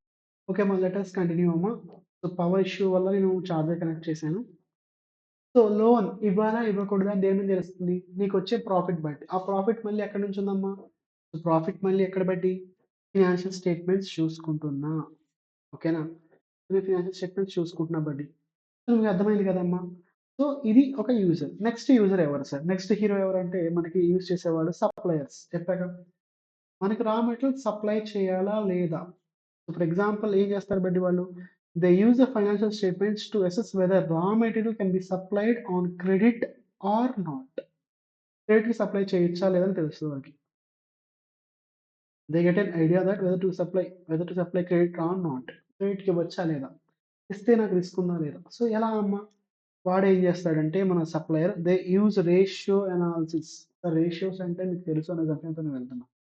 Ratio అంటే nothing but comparison of 2 items and we get a value. ఆ వాల్యూ బట్టి అసెస్ చేసుకుంటున్నాం. మీకు నార్మల్‌గా అకౌంట్స్‌లో జీపీ రేషియో ఉంటది. లేదంటే నెట్ ప్రాఫిట్ రేషియో ఉంటది. ఇంకా లేకపోతే కరెంట్ అసెట్స్ రేషియో ఇవన్నీ ఉన్నాయి కదమ్మా! మరి ఈ రేషియోస్ అంటే ఏంటి? కంపారిజన్. ఓకే. ఈ రేషియోస్ వల్ల బెనిఫిట్ ఏంటి? సో, ప్రెజెంట్ వీళ్ళకి నెట్ ప్రాఫిట్ ఒక 50% వచ్చిందనుకుందాం. 50% మంచి బిజినెస్ చేస్తున్నారు. 50% ప్రాఫిట్ వచ్చింది. అంటే ఫ్యూచర్‌లో గూడా ఇంత రావచ్చు అండ్ కుదిరితే ఇంకెక్కువ రావచ్చు అని ఎస్టిమేట్ చేయిస్తున్నాం మనం. అంతేగా. ఎస్టిమేషన్స్‌కి ఉపయోగపడుతుందమ్మా రేషియోస్. ఓకే. అంటే ట్రెండ్ ఫ్యూచర్‌లో ఎలా ఉండొచ్చు సారీ దానికి యూజ్ చేసుకోవచ్చు. సో, వాడుకున్న రేషియోస్ ఆప్షన్స్ ఏంటి? గ్రాస్ ప్రాఫిట్ రేషియో యూజ్ చేసుకోవచ్చు. నెట్ ప్రాఫిట్ రేషియో యూజ్ చేసుకోవచ్చు. కరెంట్ రేషియో యూజ్ చేసుకోవచ్చు. స్టాక్ టర్నోవర్ రేషియో ఇయన్నీ యూజ్ చేసుకోవచ్చు. సార్ దీంట్లో ఒక simple example point of view చూద్దాం. కరెంట్ రేషియో గురించి మాట్లాడుకుందాం. కరెంట్ రేషియో ప్రెజెంట్ ఎంతొచ్చింది మీకు? కరెంట్ రేషియో ఎంతొచ్చిందంటే 1:3 వచ్చిందమ్మా. కరెంట్ రేషియోస్ ఫార్ములా ఏంటి? Current assets by current liabilities. Sir current assets by current liabilities. అంటే నా కరెంట్ లయబిలిటీస్ రీపే చేయడానికి నాకున్న దగ్గర కరెంట్ అసెట్స్ ఎంత? రేషియో ఎంతని చెప్పాడు? 1:3 అని చెప్పాడమ్మా. 1:3 అని చెప్పాడు. సార్ 1:3 అంటే నీ కరెంట్ అసెట్స్ ఏమో 1 ఉన్నాయి. నీ కరెంట్ లయబిలిటీస్ ఏమో 3 ఉన్నాయి. అంతేనా? రిస్క్‌లో ఉన్నట్టేనా? సో, కరెంట్ రేషియో బట్టి కూడా అసెస్ చేస్తున్నాం. సో, రిస్క్ ఉన్నట్టేగా. ఇలాంటి వాడికి నేను గూడ్స్ సప్లై చేస్తే వాడు రీపే చేస్తాడా? May or may not. May or may not. Risk ఉంది కదా! 50, 50 ఛాన్సెస్. అదే కరెంట్ రేషియో వాడికి 3:1 ఉంది. అంటే ఏంటమ్మా? Current assets. కరెంట్ అసెట్స్ ఎన్నున్నాయి బండి? వాడికి కరెంట్ అసెట్స్ 3 ఉన్నాయమ్మా. అండ్ కరెంట్ లయబిలిటీస్ 1 ఉంది. So, automatic risk తక్కువున్నట్టేగా.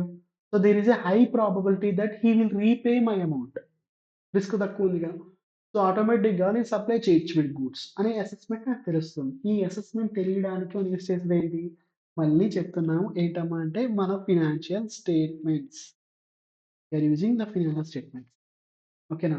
లేదమ్మా కరెంట్ రేషియో ఇంకొక ఎగ్జాంపుల్ చూద్దాం. ఎంతుందంటే కరెంట్ రేషియో 200:1 ఉందమ్మా. అంటే ఏంటి బడ్డి? ఇది భయంకరమైన లిక్విడిటీ. Super liquidity. ఓకే. 1:200 ఉందమ్మా.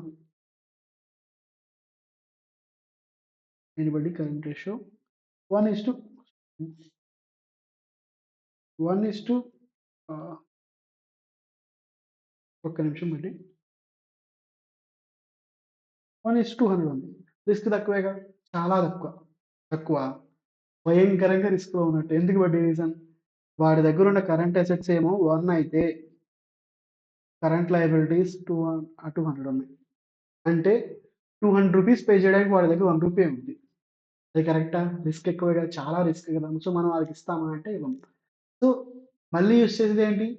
Nothing but the financial statements. ఓకేనా? సో, నెక్స్ట్ ఏంటమ్మా మన నెక్స్ట్ యూజర్ ఎవరు ఇంకా చూద్దామా? Next user is workers. చెప్పాగా వర్కర్స్‌కి పాపం వాళ్ళు మనకి కష్టపడి చేస్తన్నారు సార్. మనం జీతం ఇస్తున్నాం కదా! ఇంకేంటి సార్ ఇచ్చేదంటే, వాళ్ళకి మనకి భయంకరంగా ప్రాఫిట్స్ వస్తున్నాయి. ఓకే. మనం ఏంటి సాలరీ ఇంక్రీజ్ చేయట్ల. వాడికి లోపల ఏం ఫీలింగ్ ఉంటది? నేను కష్టపడి చేస్తున్నాను. నాకు జీతం ఇస్తున్నాడు. వీడికేమో భయంకరమైన ప్రాఫిట్‌లొస్తున్నాయి. నా సాలరీ పెంచట్ల. వీడి మీద ఫైట్ చేస్తా. వీడిని కొడతా, తిడతా అంటాడా? స్ట్రైక్ చేస్తాడు కదమ్మా! ఇవి చేయడానికి మీరిచ్చేదేంటి ఇన్ఫర్మేషన్ మళ్ళీ వాడు చూసుకునేదేంటి? ఫినాన్షియల్ స్టేట్‌మెంట్సేగా. అంతే కదా! సరే వర్కర్స్‌కి ఏం చేస్తారు సార్ అంటే, వాళ్ళ యూనియన్స్ ఉంటాయి కదమ్మా! యూనియన్స్‌లో కొంత నాలెడ్జబుల్ పర్సన్స్ ఉంటే వాళ్ళు చెప్తారు కదా! సో, మన వాడికి బాగా ప్రాఫిట్‌లొస్తున్నాయి. మనకివ్వట్లేదు. మనం ఫైట్ చేద్దాం, స్ట్రైక్ చేద్దాం లేబర్ ఏదో ఒకటి అనుకుంటారు కదమ్మా వర్కర్స్ అందరూ ఆ అసోసియేషన్ వాళ్ళు. అది దానికోసం కూడా యూజ్ చేస్తే ఏంటి మళ్ళీ ఏంటమ్మా మళ్ళీ యూజ్ చేసేది? Financial statements. సో, ప్రతి వాడు యూజ్ చేసేదేంటమ్మా అంటే ఫినాన్షియల్ స్టేట్‌మెంట్సేగా. Okay sir. Financial statements use చేస్తున్నారు. సో, ఈ ఫైనాన్షియల్ స్టేట్‌మెంట్స్ యూజర్స్ ఎవరైతే ఉన్నారో సింపుల్ సమ్మరీ ఇలా పెట్టానమ్మా. సింపుల్ సమ్మరీ బడ్డీ. నార్మల్‌గా ఎవరెవరు యూజ్ చేస్తున్నారో చెప్పాను కదా! యూజర్స్ ఎవరమ్మా? మేనేజ్‌మెంట్. మేనేజ్‌మెంట్ దేనికోసం యూజ్ చేస్తుంది buddy? Whether to continue the business or not to continue the business. Business continue చేయాలా? లేదా? Next share holders. To hold the shares or to sell the shares. Prospective investors. To buy the or not to buy shares. And bank ఏంటమ్మా bank ఏ విధంగా use చేస్తుంది? To grant loan or not to grant loan. And suppliers credit ఇవ్వచ్చా? ఇవ్వకూడదా? Employees to fight or not to fight. దీన్నే agitation అంటారు. వాళ్ళు వ్యతిరేకత స్టార్ట్ అవుతుంది. ఓకేనా? ఫైట్ చేయాలా లేదా అన్నతో. So users different persons different decisions తీసుకుంటున్నారు. దేని మీద అమ్మా? ఫినాన్షియల్ స్టేట్మెంట్స్ యూజ్ చేసుకొని. ఓకే. సూపర్ ఉంది. అంతా బానే ఉంది సార్. ఫినాన్షియల్ స్టేట్మెంట్స్ యూజ్ చేసి డెసిషన్ తీసుకుంటున్నారు కదా! ఏమైతది సార్? ఏమవ్వదు. డెసిషన్స్ అన్ని తీసుకుంటారు. కరెక్ట్ అవ్వచ్చు, కరెక్ట్ అవ్వదు. సార్ కరెక్ట్ అవ్వచ్చు, కరెక్ట్ అవ్వకపోవచ్చు ఏంటి సార్? ఎందుకు సార్ అలాగా? రీజన్ ఏంటమ్మా? మనం ఏవైతే ఫినాన్షియల్ స్టేట్మెంట్స్ ప్రిపేర్ చేసామో, ఒకవేళ వాటిలో ఏమైనా తప్పులున్నాయి. తప్పులుంటే ఏమవుతదో ఒకసారి చూద్దామమ్మా. దాని ఎఫెక్ట్ ఏంటో కూడా తెలుసుకుందాం. తప్పులున్నాయంటే ఫస్ట్ అమ్మా. So, decisions taken based on what మా? Based on the financial statements. Okay. If they are correct, correct బానే ఉంది. అంతా బానే ఉంది అంటే పర్వాలా. అవన్నీ కరెక్ట్‌గా ఉన్నాయంటే ఓకేనమ్మా. బట్ ఒకవేళ వాటిలో రాంగ్ ఉంటే పరిస్థితి ఏంటి? అవి రాంగ్‌గా ప్రిపేర్ చేశారు. వాటిలో మిస్టేక్స్ ఉన్నాయి. అప్పుడేంటమ్మా? ఎవరైతే డెసిషన్స్ తీసుకుంటున్నారో వాటిని యూజ్ చేసుకొని వాళ్ళ డెసిషన్స్ కూడా రాంగ్ అవుతాయి. అంతేగా? నువ్వు కరెక్ట్ డెసిషన్ తీసుకోవడానికి ఫర్ ఎగ్జాంపుల్ అమ్మా, గూగుల్ మ్యాప్ ఫాలో అవుతున్నాం మనం. ఓకే. గూగుల్ మ్యాప్‌ని గుడ్డిగా నమ్ముతున్నాం. సో, ఇక్కడ నుంచి ఫర్ ఎగ్జాంపుల్ మనం కాకినాడ వెళ్ళాలి. అది చూపిస్తా ఉంది. దాన్ని నమ్ముకుంటూ వెళ్ళాం. అది ఒక గోదావరిలోకి తీసుకెళ్ళింది. గోదావరి దారిలోకి తీసుకెళ్ళింది. లేదంటే ఒక రివర్‌లోకి తీసుకెళ్ళిపోయింది. కరెక్ట్ రూటా అంటే మే ఆర్ మే నాట్. అది కరెక్ట్ డెస్టినేషన్ చూపిస్తుందా లేదా అంటే అది ఫస్ట్ దానికి ఇన్ఫర్మేషన్ కరెక్ట్‌గా ఉండాలి. అది కరెక్ట్ అవ్వాలి. అంతే అది కరెక్ట్ అవుతే మనం కరెక్ట్‌గా వెళ్తాం. అంతే కదా! Simple example. లేదు మనం సార్ నేను ఒక అడ్రెస్ చూపించి దీనికి వెళ్ళాలనుకున్నా సార్ అంటే వీడికి అడ్రెస్ తెలీదు. రాంగ్ ఇన్ఫర్మేషన్ ఇచ్చాడు. అప్పుడు నేనేం చేస్తా? రాంగ్ ఇంటికి వెళ్తా. అదే కదా! బేసిక్ అడ్రెస్ పాయింట్ ఆఫ్ వ్యూలోనే ఇన్ని మిస్టేక్స్ జరుగుతుంటే, ఫినాన్షియల్ స్టేట్మెంట్స్ ఏవైతే ఉన్నాయో, అవి కరెక్ట్ అయితే డెసిషన్ కరెక్ట్ అవుతది. అవి రాంగ్ అయితే నా డెసిషన్ రాంగ్ అవుతది. ఇది ఎలాగో చూద్దాం. సార్ ఎందుకు సార్ ఇన్‌కరెక్ట్‌గా ఉంటాయి? ఆ రీజన్ ఏంటో చూద్దామా. Financial statements there is a possibility for them to have some sort of mistakes. ఎందుకు సార్ మిస్టేక్స్ ఉంటాయి? అవి చూద్దామా ఒకసారి. So, why? ఎందుకు ఫైనాన్షియల్ స్టేట్మెంట్స్ రాంగ్‌గా రాంగ్ ఉండొచ్చు. మిస్టేక్స్ ఎందుకు ఉండొచ్చు చూద్దాం. ఎందుకమ్మా? రీజన్స్. ఇక్కడ 2 రీజన్స్ ఉన్నాయి బండి. Financial statements wrong. ఒకటి ఫ్రాడ్ అమ్మ. ఇంకొకటి ఏంటి ఎర్రర్. సో, ఫ్రాడ్ అంటే ఏంటి? కావాలని ఓకే. మిస్టేక్స్ చేయటం. కావాలని రాంగ్ ఎంట్రీస్ పాస్ చేయటం. కావాలని ఎవరో ఒక మనీ తీసేసుకున్నారు. ఆ మనీ దొంగలించిన పర్సన్ ఏం చేస్తాడు? నేను మనీ దొంగలించాను. ఇంత అమౌంట్ దొంగలించాను రాస్తాడా? తప్పెందుకు రాస్తాడుగా? సో, అది. ఫ్రాడ్ అవ్వచ్చు. లేదనుకుంటే ఎర్రర్ అవ్వచ్చు. ఫ్రాడ్ అంటే ఏంటమ్మా? మీరు సీఏ ఫౌండేషన్ లా చదువుంటారు కదా! ఫ్రాడ్ అంటే ఏంటి? ఇంటెన్షనల్‌గా చేసేది ఫ్రాడ్ అంటే. సో, ఇంటెన్షనల్‌గా చేస్తే ఇట్ ఈస్ ఫ్రాడ్. ఎర్రర్ అంటే అన్‌ఇంటెన్షనల్ కావాలని చేయల పాపం. కావాలని చేయకుండా ఒక తప్పు జరిగింది. దాన్నేమంటాం మనం ఎర్రర్ అంటున్నాం. సో, ఫ్రాడ్ చేసినా, ఎర్రర్ చేసినా చివరికి ఏం ఎఫెక్ట్ అవుతున్నాయి? ఫినాన్షియల్ స్టేట్మెంట్స్ ఎఫెక్ట్ అవుతాయి. సరే ఫినాన్షియల్ స్టేట్మెంట్స్ ఎలా ఎఫెక్ట్ అవుతాయి చూద్దాం ఒకసారి. ఓకేనమ్మా? చూద్దాం కంగారు పడకండి. కూల్‌గా ఉండండి. ఈ సెషన్ ఏదైతే ఉందో బేసిక్ ఇంట్రడక్షన్ పార్ట్. ఇది మీరు బాగా అర్థం చేసుకున్నారంటే ఆడిటింగ్ అయిపోయినట్టే. ఆడిటింగ్ అయిపోయినట్టే. ఓకేనా? ఏంటమ్మా అసల? ఒకళ్ళ మిస్టేక్స్ ఏంటి? ఫ్రాడ్ అంటే ఏంటమ్మా? Intentional misstatement in financial statements. ఇంటెన్షనల్‌గా కావాలని చేస్తారు. కావాలని ఎవరు చేస్తారు? ఏమో సార్ నాకు తెలీదు మీరు చెప్పండి సార్. అంతేగా? నేను చెప్తానమ్మా. అండ్ ఒకవేళ ఎర్రర్ అంటే ఏంటి? It is unintentional mistake. కావాలని చేయట్లే పాపం. ఇప్పుడు ఫర్ ఎగ్జాంపుల్ అమ్మ, ఒక పాము ఎళ్తుందమ్మ. పాము ఎళ్తుంది. దాన్ని మీరు కావాలని కెలికారు. అది మీ తప్పేగా. మీరు చేసిన ఓవర్ యాక్షనేగా. అది మిమ్మల్ని కరిచింది. అంటే మీరు చేసిన తింగర పని వల్ల అది కరిచింది. రోడ్డు మీద అలా వెళ్తున్నారమ్మ. చీకట్లో వెళ్తున్నారు. అండ్ పొరపాటున కాలు వెళ్తూ వెళ్తూ దాని తోకని తొక్కారు. అప్పుడది ఇలా అంది. అది మీ తప్పా అమ్మ? పొరపాటున చేశారు. పొరపాటు ఉందా? ఇంటెన్షన్ ఉందా చూసుకోండి. ఓకేనా? ఇది మామూలుగా ఫ్రాడ్‌కి, ఎర్రర్‌కి ఒక చిన్న డిఫరెన్స్. సో, దీని గురించి డిస్కస్ చేద్దాం బట్టి ఫస్ట్. ఓకే. నెక్స్ట్ చూద్దామమ్మా.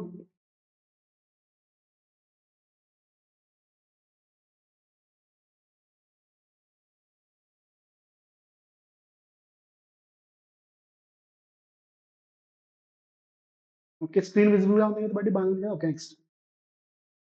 నెక్స్ట్ చూసేదేంటమ్మా? వాట్ ఆర్ మిస్‌స్టేట్‌మెంట్స్ చెప్పాగా. ఇంటెన్షనల్ మిస్‌స్టేట్‌మెంట్ ఉంది అంటే ఆటోమేటిక్‌గా ఫ్రాడ్ జరుగుతున్నట్టు అని చెప్పా. అసలు మిస్‌స్టేట్‌మెంట్ అంటే ఏంటి అంటే ఫస్ట్ చూద్దాం. మిస్‌స్టేట్‌మెంట్ దేనివల్ల జరుగుతుందసల? మిస్‌స్టేట్‌మెంట్ దేనివల్ల రైజ్ అవుతుందంటే it is due to omission or wrong statement. Omission వల్ల కానీ, రాంగ్ స్టేట్‌మెంట్ వల్ల కానీ జరుగుతుంది. సార్ ఒమిషన్ అంటే మీరు సీఏ ఫౌండేషన్‌లో అకౌంట్స్‌లో చేర్చుకుంటారు. ఓకే. గుర్తుందా? గుర్తులేదంటే దానికోసం బేసిక్ ఇన్ఫర్మేషన్ ఇస్తానమ్మా. బేసిక్ ఇన్ఫర్మేషన్ ఏంటి? బేసిక్ డిఫరెన్స్ ఏంటి? ఒమిషన్ అంటే ఏంటమ్మా? Intentionally not recording a transaction.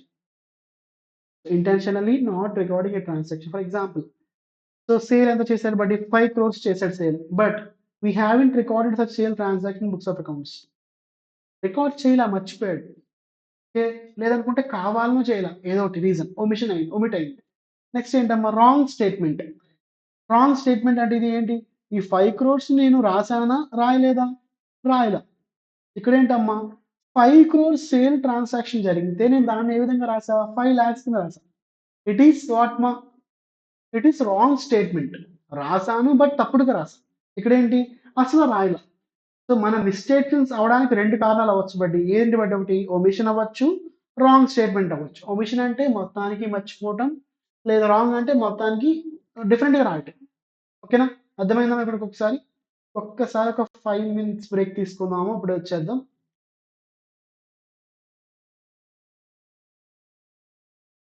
Okay అమ్మా. సో, ఇప్పుడేం చూద్దాం? ఇందాక చెప్పా. సార్ ఫ్రాడ్ అంటే ఏం చెప్పా? ఇంటెన్షనల్ మిస్‌స్టేట్‌మెంట్ అని చెప్పా. ఎర్రర్ అంటే ఏంటమ్మా? అన్‌ఇంటెన్షనల్‌గా చేసిన మిస్‌స్టేట్‌మెంట్. అసలు మిస్‌స్టేట్‌మెంట్ ఏమవ్వచ్చు? మిస్‌స్టేట్‌మెంట్. మిస్‌గా స్టేట్ చేస్తాం మనం. కరెక్ట్‌గా స్టేట్ చేయట్లేదు. రాంగ్‌గా స్టేట్‌మెంట్ చేస్తాం. ఏమవ్వచ్చు? ఒమిషన్ అవ్వచ్చు. లేదనుకుంటే ఏంటమ్మా next one? Wrong statement. 5 crores అయిన దాన్ని నేనసలు రికార్డ్ చేయలా. లేదనుకుంటే 5 క్రోర్స్ అయిన దాన్ని నేను 50 లాక్స్‌కి రికార్డ్ చేశా. ఈ 2 సినారియోస్ అర్థమైనయి కదా! Okay sir. అసలు ఫ్రాడ్ ఎలా జరగొచ్చు? ఫ్రాడ్ ఎవరెవరు చేస్తారు? ఫ్రాడ్ చేయాల్సిన అవసరం ఏంటి సార్? ఎవరికి అవసరం ఉంది అంటే చూసుకుందాం. ఫ్రాడ్ ఎవరు చేస్తారు? ఎవరెవరు చేయొచ్చమ్మా ఫ్రాడు? ఫర్ ఎగ్జాంపుల్ మీరే ఉన్నారమ్మా. మీ ఫాదరు మీకేం చేశారంటే, అరే బయటికెళ్ళి కిరాణా సరుకులు తీసుకురా అంటే మీకొక రూ. 1000 ఇచ్చారు. మీరేం చేస్తారు?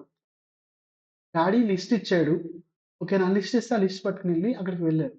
ఆ కిరాణా షాప్ వాడు లిస్ట్ రాసి మీకు అమౌంట్ ఇచ్చాడు. అమౌంట్ బిల్ ఇచ్చాడమ్మా. ఎంత అయిందంటే 700 అయింది. సో, మీరేం జేస్తున్నారు? డాడీ పాకెట్ మనీ ఇవ్వట్లే కదా నాకు.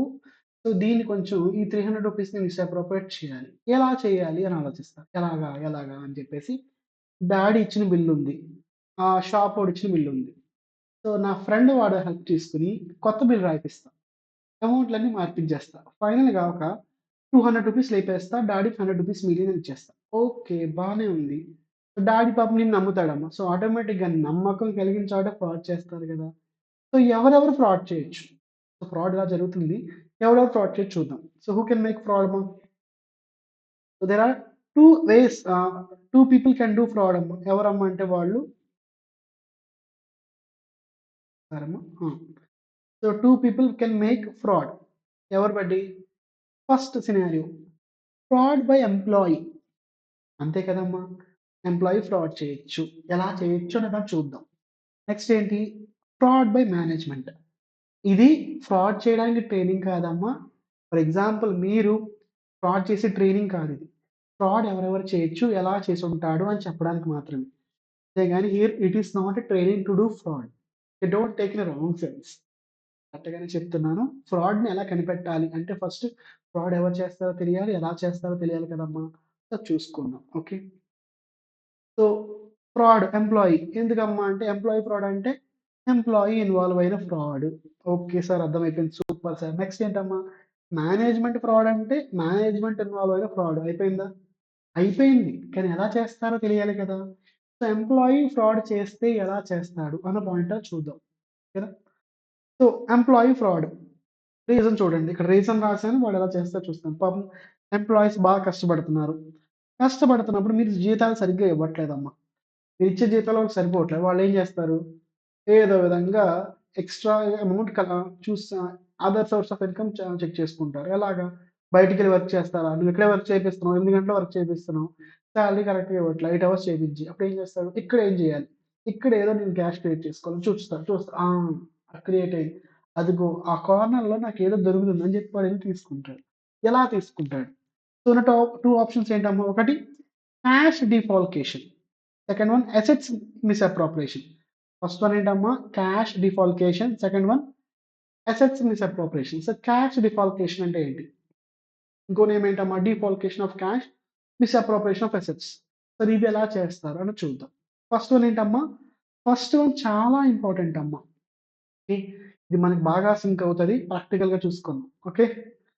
The first defalcation of cash. First example ఏంటంటే అమ్మా, ఇక్కడ క్లియర్‌గా చూడండి. ద ఫస్ట్ పార్ట్ నేను వచ్చేస్తున్నాను. Any one of the following ways. First one ఏంటంటే మనకి suppression of cash receipts. Suppression of cash receipts. అంటే సప్రెస్ చేస్తున్నా.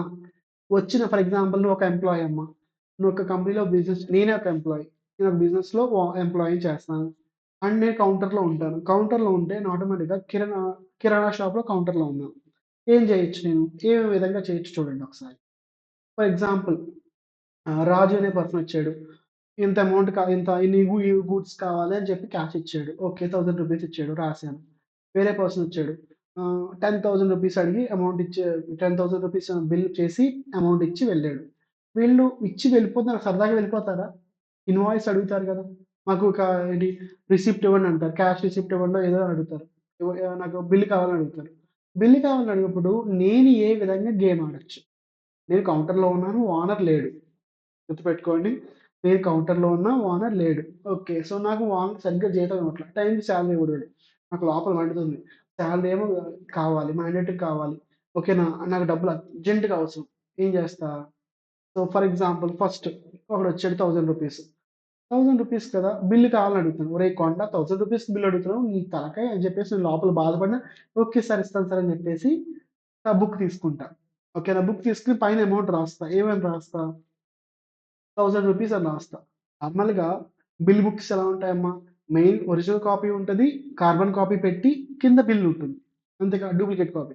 డూప్లికేట్ కాపీ ఎవరికి? మేనేజ్‌మెంట్‌కి అదే మన ఓనర్ చూసుకుంటాడు. టోటల్‌గా ఎన్ని సేల్స్ అయ్యాయి చూసుకుంటాడు. సో, నేనేం చేస్తా? అమౌంట్ అంతా డీటెయిల్స్ రాసి రూ. 1000 రాసేటప్పుడు సార్, సార్, సార్ అటు చూడండి సార్ ఎవరో జేస్తున్నారు సార్ దొంగ అదే చూడండి యాక్సిడెంట్ జరిగింది సార్ అని చెప్తా. వెనక్కి తిరిగి చూసాడు. చూసిన తర్వాత కార్బన్ కాపీ తీసి పక్కన పడేసా. రూ. 1000 అని రాసి సిగ్నేచర్ పెట్టేసి బిల్ ఇచ్చేసా. వాడెళ్ళిపోతాడు కదా! కార్బన్ కింద చూసుకొని వెళ్ళిపోయాడు. బిల్ చూసుకొని వెళ్ళిపోయాడు.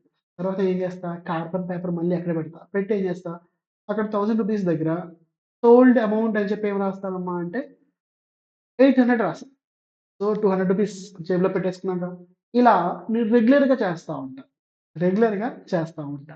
అంటే రెగ్యులర్‌గా రోజుకి 200 అనుకుంటే, రోజుకి 200 డైలీ 200 అంటే అమ్మ మంత్లీ ఎంతవుతుందమ్మా? చెప్పండి మీరే. ఎంతవుతుంది బడ్డీ? 6000 అవుతుంది. పర్ యానమ్ ఎంతవుతుంది? 72,000 అవుతుంది. సో, నేను ఈ విధంగా స్కెచ్‌లు వేస్తా ఉంటా నేను. నాకు ఓనర్ సరిగ్గా సాలరీ పే చేయట్లా. సో, లోపల అందుకని బాధ కలిగి ఇలా చేస్తా ఉన్నా. ఇదొక కేస్. సార్ ఇది బాగా ఓల్డ్‌గా ఉంది సార్. లేటెస్ట్ ఎగ్జాంపుల్ చెప్పండి సార్ అంటే, లేటెస్ట్ ఎగ్జాంపుల్ అమ్మ. ఏంటమ్మా లేటెస్ట్ ఎగ్జాంపుల్? ముందు ఈ ఎగ్జాంపుల్ చూసేద్దాం. తర్వాత లేటెస్ట్ ఎగ్జాంపుల్ చూద్దాం. సో, సేల్స్ ఎంత పే చేశాను బడ్డీ నేను? 10,000 చేశా. ఇన్వాయిస్ ఎంతకి ఇష్యూ చేశా? 10,000కి ఇష్యూ చేశా. బట్ బుక్‌లో ఎంత రికార్డ్ చేశా? చెప్పాగా. బిల్ రాసానమ్మా. బిల్ రాసేటప్పటికి 5,000 రాసి సారీ బిల్ రాస్తున్నప్పుడు ఏం చేశానమ్మా ఇక్కడ 10,000 రాసా. కానీ కార్బన్ కాపీ తీసేసా. కార్బన్ కాపీ తీసి ఏమని రాసాను? 5,000 రాసా. బిల్ ఇష్యూ చేసేసా. అప్పుడు బానే ఉందా అంటే నాకే బెనిఫిట్. 5,000 బెనిఫిట్. నేను నార్మల్ ఎగ్జాంపుల్ చెప్పిన దాంట్లో 200 చెప్పా. బట్ యాక్చువల్ ఎగ్జాంపుల్ ఎంతుంది? 5,000 బెనిఫిట్ అయింది. ఇలా చేయొచ్చుగా. చేయొచ్చంటే ఎవరైనా కనిపెడతారంటే మే నాట్. బిల్ ఇష్యూ చేశా కాబట్టి ఇలా జరిగింది. ఓకే. బానే ఉంది సార్. ఇదెప్పుడమ్మా జరిగేదంటే మనకి క్యాష్ వచ్చేటప్పుడు మాత్రమే. ఓకేనా? సో, క్యాష్ వచ్చేటప్పుడు బానే ఉంది. ప్రెజెంట్ అంతా ఆన్‌లైన్ పేమెంట్స్ కదా సార్! ఆన్‌లైన్ పేమెంట్స్‌లో ఎలా ఫ్రాడ్ చేయొచ్చు? ఎలా చేయొచ్చమ్మా? మీరే చెప్పండి. ఇప్పుడు సార్ నార్మల్‌గా ఏముంటుంది ఒకసారి చూడండమ్మా. నేనొక ఎగ్జాంపుల్ చెప్తున్నాను. సో, ఎక్కడ కంపేర్ చేయొద్దు. ఎక్కడ చేయొద్దు తప్పది. సో, ఏంటమ్మా ఎగ్జాంపుల్ అంటే ఇక్కడ ఇది ఓనర్‌కి సంబంధించిన మెషిన్. స్కాన్ చేస్తాగా పేమెంట్ చేయడానికి. ఇది నాకు సంబంధించిన మెషిన్ ఇది. నేను వర్కర్‌ని. నాకు సంబంధించిన మెషిన్. ఇది ఓనర్‌కి సంబంధించిన మెషిన్ బానే ఉంది. సో, ఓనర్ గారు ఏం చేస్తారంటే లంచ్‌కి వెళ్తారమ్మా ఆయన. లంచ్‌కి వెళ్ళినప్పుడు నేనేం చేస్తా, లంచ్ టైమ్ ఏదైతే ఉందో ఆ టైంలో ఈ మెషిన్ తీసి నా మెషిన్ పెడతా. ఓకేనా? సో, ఎవరైనా వచ్చి ఈ స్కాన్ చేస్తే అమౌంట్ ఇలా చూపిస్తారు నాకు. ఓనర్ గారు లేని టైంలో నా మెషిన్ పెడతా. సో, ఆ టైంలో వచ్చిన బిల్స్ అన్నీ నాకు అమౌంట్ వచ్చేస్తది. ఇది కూడా ఫ్రాడేగా. ఇది కూడా ఫ్రాడేనా? ఫ్రాడా? కాదా? ఫ్రాడే. సో, దీనివల్ల ఏమవుతది? యాక్చువల్‌గా పాపం సేల్స్ చాలా జరిగుంటాయి. కానీ ఆయన చూసుకునేదేంటమ్మా పేమెంట్స్ ఎన్నెన్నొచ్చినాయో చూసుకుంటాడు. అందులో లంచ్ టైమ్‌లో పేమెంట్స్ అని ఏమైనా కనపడతాయా? కనపడవు కదా! నేను గేమ్ ఆడాక కానీ ఎవరైనా వచ్చారంటే, "ఎవరు రాలేదు సార్. మీరున్నారని అడిగారు వెళ్ళిపోయారు సార్. పేరు అడిగితే చెప్పలేదు సార్" అని చెప్తా. అంతేగా. అబద్ధం ఆడిన తప్పు చేసినప్పుడు "వచ్చారు సార్. నేను నా మెషిన్ మార్చి పెట్టాను సార్. అమౌంట్ నాకొచ్చింది సార్" అని చూపిస్తానా? చూపించనుగా. అలాంటి ఉద్దేశ్యం ఉంటే అసలు ఫ్రాడే చేయను కదమ్మా! ఇది ఒక సినారియో. ఇక్కడేంటమ్మా వాడేం చేశాడు, ఇప్పుడు ఆటోమేటిక్‌గా ఓనర్ ఏం చేసుకుంటాడు, ఇవి మాత్రమే రాసుకుంటాడు. అంతేగా. లేదనుకుంటే మనకి ఫస్ట్ ఎగ్జాంపుల్‌లో చూసుకుంటే ఏం చేస్తాడమ్మా, ఈ 5,000 మాత్రమే రికార్డ్ అవుతది. అంటే ఒక 5,000 తగ్గిపోయింది. అండ్ లేదనుకుంటే మెషిన్ మార్చడం వల్ల కొన్ని ట్రాన్సాక్షన్స్ కనపడలా. కొన్ని ట్రాన్సాక్షన్ రికార్డ్ అవ్వలా. రికార్డ్ అవ్వకపోవటం వల్ల ఏంటమ్మా, అదే ఇన్ఫర్మేషన్ ఎక్కడికి వెళ్తది చెప్పండి బడ్డి. దీని యొక్క ట్రాన్సాక్షన్ ఏంటి నార్మల్‌గా ఇది. సో, ఈ ట్రాన్సాక్షన్ ఏమవుతది? సో, సేల్స్ మేడ్ చేసాడు. సేల్స్ చేసాడు. ఎంతొచ్చిందని క్యాష్ అకౌంట్ ఎటార్ అని చెప్పేసి ఎంత రాస్తారమ్మా? 5,000 రాసి టు సేల్స్ అని చెప్పేసి ఎంత రాస్తారు బడ్డీ? 5,000 రాస్తారు. బట్ యాక్చువల్ సేల్స్ ఎంతమ్మా? 10,000. అన్‌రికార్డెడ్ సేల్స్ ఎంత? 5,000. ఇలాగే ఈ సేల్స్ సో, దీనివల్ల ఎఫెక్ట్ ఏంటి? సేల్స్ అనేది P and L account item. For example trading account item. Trading account item వల్ల ప్రాఫిట్ తగ్గుతుంది. ప్రాఫిట్ తగ్గిందంటే సో, ప్రాఫిట్ తగ్గింది. ఒక సినారియో ఉంది. తగ్గింది అంటే ఆటోమేటిక్‌గా తక్కువ ప్రాఫిట్ వచ్చిందంటే, నువ్వు ఫర్ ఎగ్జాంపుల్ షేర్ హోల్డర్ అయితే ప్రాఫిట్ తగ్గింది. తగ్గింది అంటే వీడు సరిగ్గా బిజినెస్ చేయట్ల. వీడు ప్రాపర్‌గా బిజినెస్ చేయట్లేదు. అంటే నా షేర్స్ ఇన్వెస్ట్ చేస్తే కరెక్ట్ కాదు అని మీరు ఆలోచించుకుంటున్నారు. మీరు భయపడుతున్నారు. సప్లయర్ వీడి ప్రాఫిట్స్ సరిగ్గా లేవు. రేషియోస్ సరిగ్గా లేవు. అంటే వీడు చాలా ఇబ్బందుల్లో ఉన్నాడు. వీడికి ఇవ్వకూడదు అనుకుంటాడు. కానీ యాక్చువల్‌గా ప్రాఫిట్ బానే వచ్చింది. ఎవరో ఫ్రాడ్ చేయటం వల్ల రాంగ్ ఇన్ఫర్మేషన్ ప్రొజెక్ట్ అవుతుంది. అంతే కదా! సో, నెక్స్ట్ ఏంటో చూద్దాం. Next example. Next how they can make fraud. First ఏంటమ్మా సప్రెషన్ ఆఫ్ క్యాష్ రిసిప్ట్స్ అర్థమైంది కదా బడ్డీ అందరికి. నెక్స్ట్ ఎగ్జాంపుల్ చూద్దాం buddy. So, suppression of cash receipts వల్ల ఎఫెక్ట్ ఏంటి? ఫస్ట్ ఏంటమ్మా I haven't recorded such transaction in full. ఫుల్‌గా record చేశానా? ఫుల్‌గా రికార్డ్ చేయలా. నెక్స్ట్ ఏమవుద్దమ్మా? ఆటోమేటిక్‌గా కంపెనీకి తక్కువ క్యాష్ వస్తది. రికార్డ్ అవుతది. And it also effects sales. Profit చూపిస్తది. ప్రాఫిట్ మీద ఎఫెక్ట్ చూపిస్తది. అప్పుడు so, hour financial statements effect అవుతున్నాయా? ఒకవేళ జస్ట్ నేను రూ. 1 మాత్రమే మిస్‌అప్రోప్రియేట్ చేశా. రూ. 1 ఫర్ ఎగ్జాంపుల్ 1,00,00,000 సేల్స్ చేశా అమ్మ. రూ. 1 మిస్‌అప్రోప్రియేట్ చేశా. అది మెటీరియలా? అంత ఎఫెక్ట్ ఏమి ఉండదు. లేదమ్మా 1,00,00,000 సేల్స్ చేశా. 10,00,000 ఇలాగే గెయిన్ చేసి తీసేసుకున్నా. అది మెటీరియలే కదా! ఇమ్మెటీరియలా? మెటీరియలే కదా! మెటీరియల్ ఐటెమ్ అయితే మన ఫైనాన్షియల్ స్టేట్‌మెంట్ ఎఫెక్ట్ అవుతది. ఇమ్మెటీరియల్ అయితే ఎఫెక్ట్ అవ్వదు. బానే ఉంది. అయితే ఏంటి సార్ ఎవరు బాధపడతారు? నాకేంటి? వాడెవడో అయితే తప్పు జరిగింది. ఇప్పుడు ఏంటి అంటే ఏంటమ్మా? యూజర్స్ ఎవరైతే ఉన్నారో వాళ్ళు దేన్ని యూజ్ చేస్తున్నారమ్మా? ఈ ఫినాన్షియల్ స్టేట్మెంట్స్‌నే యూజ్ చేస్తున్నారు. అంతే కదా! ఈ ఫినాన్షియల్ స్టేట్మెంట్స్ యూజ్ చేస్తున్నారు. ఆటోమేటిక్‌గా తప్పిపోయి అప్పుడేమవుద్దమ్మా? వాళ్ళు రిస్క్‌లో పడతారు. They may take wrong decisions. Okay. Next scenario ఎలా చేస్తాడు? By inflation of cash payments. ఇది చాలా ఇంపార్టెంట్ అండ్ చాలా బావుంటుంది. సార్ ఏంటి sir? Inflation of cash payments. Inflating అంటే ఇంక్రీజ్ చేస్తున్నాడు. సార్ బానే ఉంది. ఇంక్రీజ్ చేస్తున్నాడు మంచిదే కదా! అంటే ఏమి ఇంక్రీజ్ చేస్తాడమ్మా? రిసిప్ట్స్ కాదు కదా! పేమెంట్స్ ఎక్కువ చూపిస్తున్నాడు వాడు ఎంప్లాయీ. ఏంటి? మీరొక ఎంప్లాయీ అమ్మ. అండ్ మీరు ఒక క్లయింట్‌ని విజిట్ అంటారు కదా! సైట్ విజిట్ చేయడానికి తీసుకెళ్తున్నారు. తీసుకెళ్ళేటప్పుడు మీరొక క్యాబ్ హైర్ చేసుకున్నారు. క్యాబ్ హైర్ చేసుకున్నారు. నార్మల్‌గా ప్రెజెంట్ ఉన్న సినారియోలో ర్యాపిడో కానీ, ఓలా కానీ, ఊబర్ కానీ ఎక్కడ పడితే అక్కడ అవైలబుల్‌లో ఉంటాయి. There is no issue. ఓకేనా? సో, మీరేం జేశారు? సార్ నేను క్యాబ్ పిలిచి తీసుకొని వెళ్లారు యాక్చువల్‌గా. ఓకేనా? ర్యాపిడోలో బుక్ చేసుకొని తీసుకొని వెళ్లారు. అంతా బానే ఉంది. ఓకే. సో, జరిగితే నార్మల్‌గా రాపిడో ప్రైస్ అనేది ఎక్కువుంటుందా? తక్కువుంటదా? అంటే కాలిక్యులేషన్స్‌తో పోల్చుకుంటే తక్కువుంటది. ఓకే. బట్ మీరేమని చెప్పారు మీ ఓనర్‌కి? సార్ క్లయింట్ స్పేస్‌కి తీసుకెళ్ళా. ఆ టైంలో రాపిడో బుకింగ్స్ అసలు ఎవరు తీసుకోవట్లేదు సార్. రిజెక్ట్ చేస్తున్నారు. మన సైట్ దూరం అని చెప్పి ఏం చేశారమ్మా మీరు? సార్ అప్పటికప్పుడు ఒక క్యాబ్ మాట్లాడుకున్నా. వాడికి రూ. 500 నార్మల్ చార్జ్ అయితే వాడు త్రిబుల్ అడిగాడు సార్. క్లయింట్‌ని పాపం ఎండలో నుంచోబెట్టలేను కదా సార్. మన క్లయింట్ మంచి క్లయింట్ ఆయన ఎండలో నుంచోబెడితే మన బిజినెస్ పోతుందని భయంతోటి ఇలా ఒక ప్రైవేట్ క్యాబ్‌ని తీసుకెళ్ళాను సార్. వాడు ఎక్స్‌ట్రా రూ. 1000 అడిగాడు సార్ అన్నాడు. నువ్వు చెప్పిన సినారియో అంతా చూసుకుంటే నువ్వు కథ ఎలా అల్లుతావంటే అమ్మ చాలా బా అల్లావు. నీ ఓనర్ నమ్ముతాడుగా. ఓకే. బానే నమ్మాడు. అప్పుడు నువ్వు యాక్చువల్‌గా అయిన అమౌంట్ ఎంత అంటే ఎగ్జాంపుల్‌లో 500 అయింది. నువ్వు రికార్డ్ చేసింది ఎంత? 1500 అంటే పేమెంట్‌ని ఇంక్రీజ్ చేసావు. దీని ట్రాన్సాక్షన్ ఏం రాస్తావమ్మా? దీని ట్రాన్సాక్షన్ ఏం రాస్తాం బండి? ఎక్స్‌పెన్సెస్ అకౌంట్ అని చెప్పేసి ఏదో ఒక మిస్టేనియస్ ఎక్స్‌పెన్సే కదమ్మా! ఎక్స్‌పెన్సెస్ అకౌంట్ డెటార్ అని చెప్పేసి టు క్యాష్ నేనెంత రాసావమ్మా అంటే 1500 రాసావు. బట్ యాక్చువల్‌గా అయిన అమౌంట్ ఎంతమ్మా? It is 500. బట్ మిగతా రూ. 1000 ఏదైతే ఉందో ఎవరి పాకెట్‌లోకి వెళ్ళింది? నీ పాకెట్‌లోకెళ్ళింది.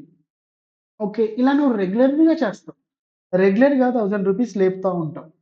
రెగ్యులర్‌గా రూ. 1000 లేపుతా ఉన్నావు. క్లయింట్ విజిట్స్ కనీసం వీక్లీ థ్రైస్ ఉంటాయి. వీక్లీ థ్రైస్ ఉంటాయంటే 4 వీక్స్ 12 టైమ్స్ అంటే 12,000 పర్ మంత్ నువ్వు లేపుతున్నావు. 12,000 పర్ మంత్‌కి తీసుకుంటున్నావంటే పర్ యానమ్ ఎంత తీసుకుంటున్నావమ్మా? 1,44,000 లేపేస్తున్నావు. ఓకేనా? సార్ ఓన్లీ 1,44,000 కదా! కంపెనీకి 1000,00,00,000 ప్రాఫిట్ వస్తుంది కదా! అనుకుంటే, లేదమ్మా మైన్యూట్ అమౌంట్ పర్లేదు ఓకే.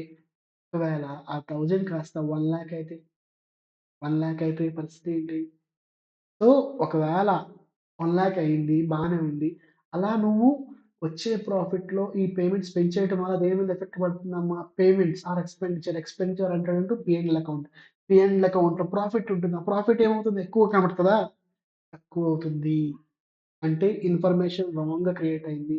ఆ ఇన్ఫర్మేషన్ ఎవరు యూజ్ చేసుకుంటారు? మళ్ళీ మన కొండ యూజర్సే. మన కొండ యూజర్స్ ఉన్నారు కదమ్మా! వాళ్ళు యూజ్ చేసుకుంటారు. సో, యాక్చువల్‌గా ఇన్ఫర్మేషన్ కరెక్ట్ అయితే యూజర్స్ మంచి డెసిషన్ తీసుకుంటారు. బట్ రాంగ్ ఇన్ఫర్మేషన్ అయితే the decisions taken by them will be going wrong. అంతేగా! ఫర్ ఎగ్జాంపుల్ మీరే బిజినెస్ చేశారమ్మా. కానీ ఎంప్లాయీ ఫ్రాడ్ చేశాడు. మేనేజ్‌మెంట్ చూసుకుంది పాపం. లాసుల్లో నుంచి బాధపడి బిజినెస్ క్లోజ్ చేసింది. కారణం ఫ్రాడ్ జరగటం వల్ల. యాక్చువల్‌గా వాడు బిజినెస్ బానే చేశాడు. బట్ ఎంప్లాయీ ఫ్రాడ్ చేయటం వల్ల రిజల్ట్ రాంగ్ రావటం వల్ల నువ్వు పాపం బిజినెస్ చేసినా సరే లాసెస్‌లోకి వెళ్తుందని బాధతో మూసేసావు. You have taken a wrong decision. మంచిగా నడిచిన బిజినెస్‌ని క్లోజ్ చేసేసావు. సో, ఎందుకు buddy? Your financial statements are projecting wrong information. అర్థమైంది కదమ్మా ఇక్కడికి? ఓకే. ఇది ఇన్‌ఫ్లేషన్ ఆఫ్ క్యాష్ పేమెంట్స్ అమ్మ. నెక్స్ట్ చూద్దాం బడ్డి. Next example. నార్మల్‌గా ఈ ఎగ్జాంపుల్ కూడా ఇంపార్టెంట్ అమ్మా. అది రెగ్యులర్‌గా ప్రాక్టికల్‌గా వరల్డ్‌లో కూడా జరుగుతది. మనకి వర్క్ చేపించుకోవాలని చెప్పేసి ఎక్స్‌ట్రా వర్కర్స్ కావాలి. ఇమ్మీడియేట్‌గా ఎక్స్‌ట్రా వర్కర్స్ కావాలంటే మనకి కూలీలు, లేబర్ ఎవరైతే ఉంటారో వాళ్ళు ఎక్కువ అడుగుతారు కదా! ఎక్కువ డిమాండ్ చేస్తారు. సో, మీరేం చేశారంటే అమ్మ కూలీల దగ్గర సంతకాలు పెట్టాలి ఇయన్నీ ఉంటాయంటే కొంతమంది పెడతారు. కొంతమంది థంబ్ ప్రింట్ ఏస్తారు. అంతేగా జరిగేది. సో, మీరేం చేశారు? మన కంపెనీలో స్టాక్ వచ్చింది. గోడౌన్‌కి స్టాక్ వచ్చింది. దానిలో అన్‌లోడ్ చేయడానికి కొంతమంది లేబర్ ఎక్స్‌ట్రా కావాలి. సో, బయట వాళ్ళొచ్చారు. బయట వాళ్ళు తీసుకొచ్చారు. ఎక్స్‌ట్రా మంది తీసుకొచ్చావు. ఎందుకంటే ఎక్కువ స్టాక్ ఉందని చెప్పేసి. ఆటోమేటిక్‌గా అన్‌లోడింగ్ చేస్తున్నారు. వాళ్ళకి ఒక్కొక్కరికి రూ. 500 పే చేసాం. బేరం ఆడి బాగా రూ. 500 పే చేసాం. కానీ నువ్వేమని చెప్పావు? రూ. 800 అని చెప్పావు. పే చేసిందెంత 500 బట్ నువ్వు చెప్పిందెంత 800 అంటే ఎక్స్‌ట్రా 300 నీ పాకెట్‌లోకి వెళ్తుంది. ఒకవేళ ఒక 5 వర్కర్స్‌ని ఎక్స్‌ట్రా తీసుకున్నావు అంటే 1500 నువ్వు తీసుకుంటున్నావు. ఇలా నువ్వు చేస్తున్నావంటే ఇన్‌ఫ్లేషనే కదా మళ్ళీ. అంటే వాడు మళ్ళీ నెక్స్ట్ ఏంటి సార్ అంటే, ఇలా చేసిన తర్వాత రికార్డ్ ఏం చేస్తావు? పెయిడ్ టు లేబర్ అని చెప్పేసి ఎక్స్‌ట్రా అమౌంట్ పే చేస్తావు కదా! ఆ ఎక్స్‌ట్రా 300 ఎంట్రీ ఏమో ఓవర్‌గా చేస్తావు. ఎక్కువ చూపిస్తావు. బట్ యాక్చువల్‌గా అంత పేమెంట్ చేసావా? చేయలా. ఈ ఐటెమ్ మళ్ళీ ఎక్కడికెళ్తది? మళ్ళీ పీఎంఎల్ అకౌంట్‌కి వెళ్తది. మళ్ళీ ప్రాఫిట్ మీద ఎఫెక్ట్ చూపిస్తది. మళ్ళీ ఫైనాన్షియల్ స్టేట్‌మెంట్స్ ప్రొజెక్ట్ చేస్తా ఇన్ఫర్మేషన్ కరెక్ట్ అవుతుందా? అవ్వదు. అర్థమైంది కదమ్మా! సినారియో చూడండి బడ్డీ. సరే అమ్మ.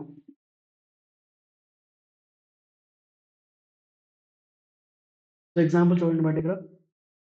ఎగ్జాంపుల్ ఏంటమ్మా? సో, ఇమ్మీడియేట్ రిక్వైర్‌మెంట్ ఉందని చెప్పేసి సో, ఎక్స్‌ట్రా లేబర్ కావాలనుకున్నాం. సో, 5 వర్కర్స్ ఎక్స్‌ట్రా తీసుకున్నాం. నార్మల్‌గా ఏంటి క్యాష్ రూ. 500 పే చేయాలి. బట్ నువ్వెంత రికార్డ్ చేసావు? ఫర్ ఎగ్జాంపుల్‌లో రూ. 1000 రికార్డ్ చేసావు. అంటే ఎక్స్‌ట్రా ఎంత రికార్డ్ చేస్తున్నావమ్మా? రూ.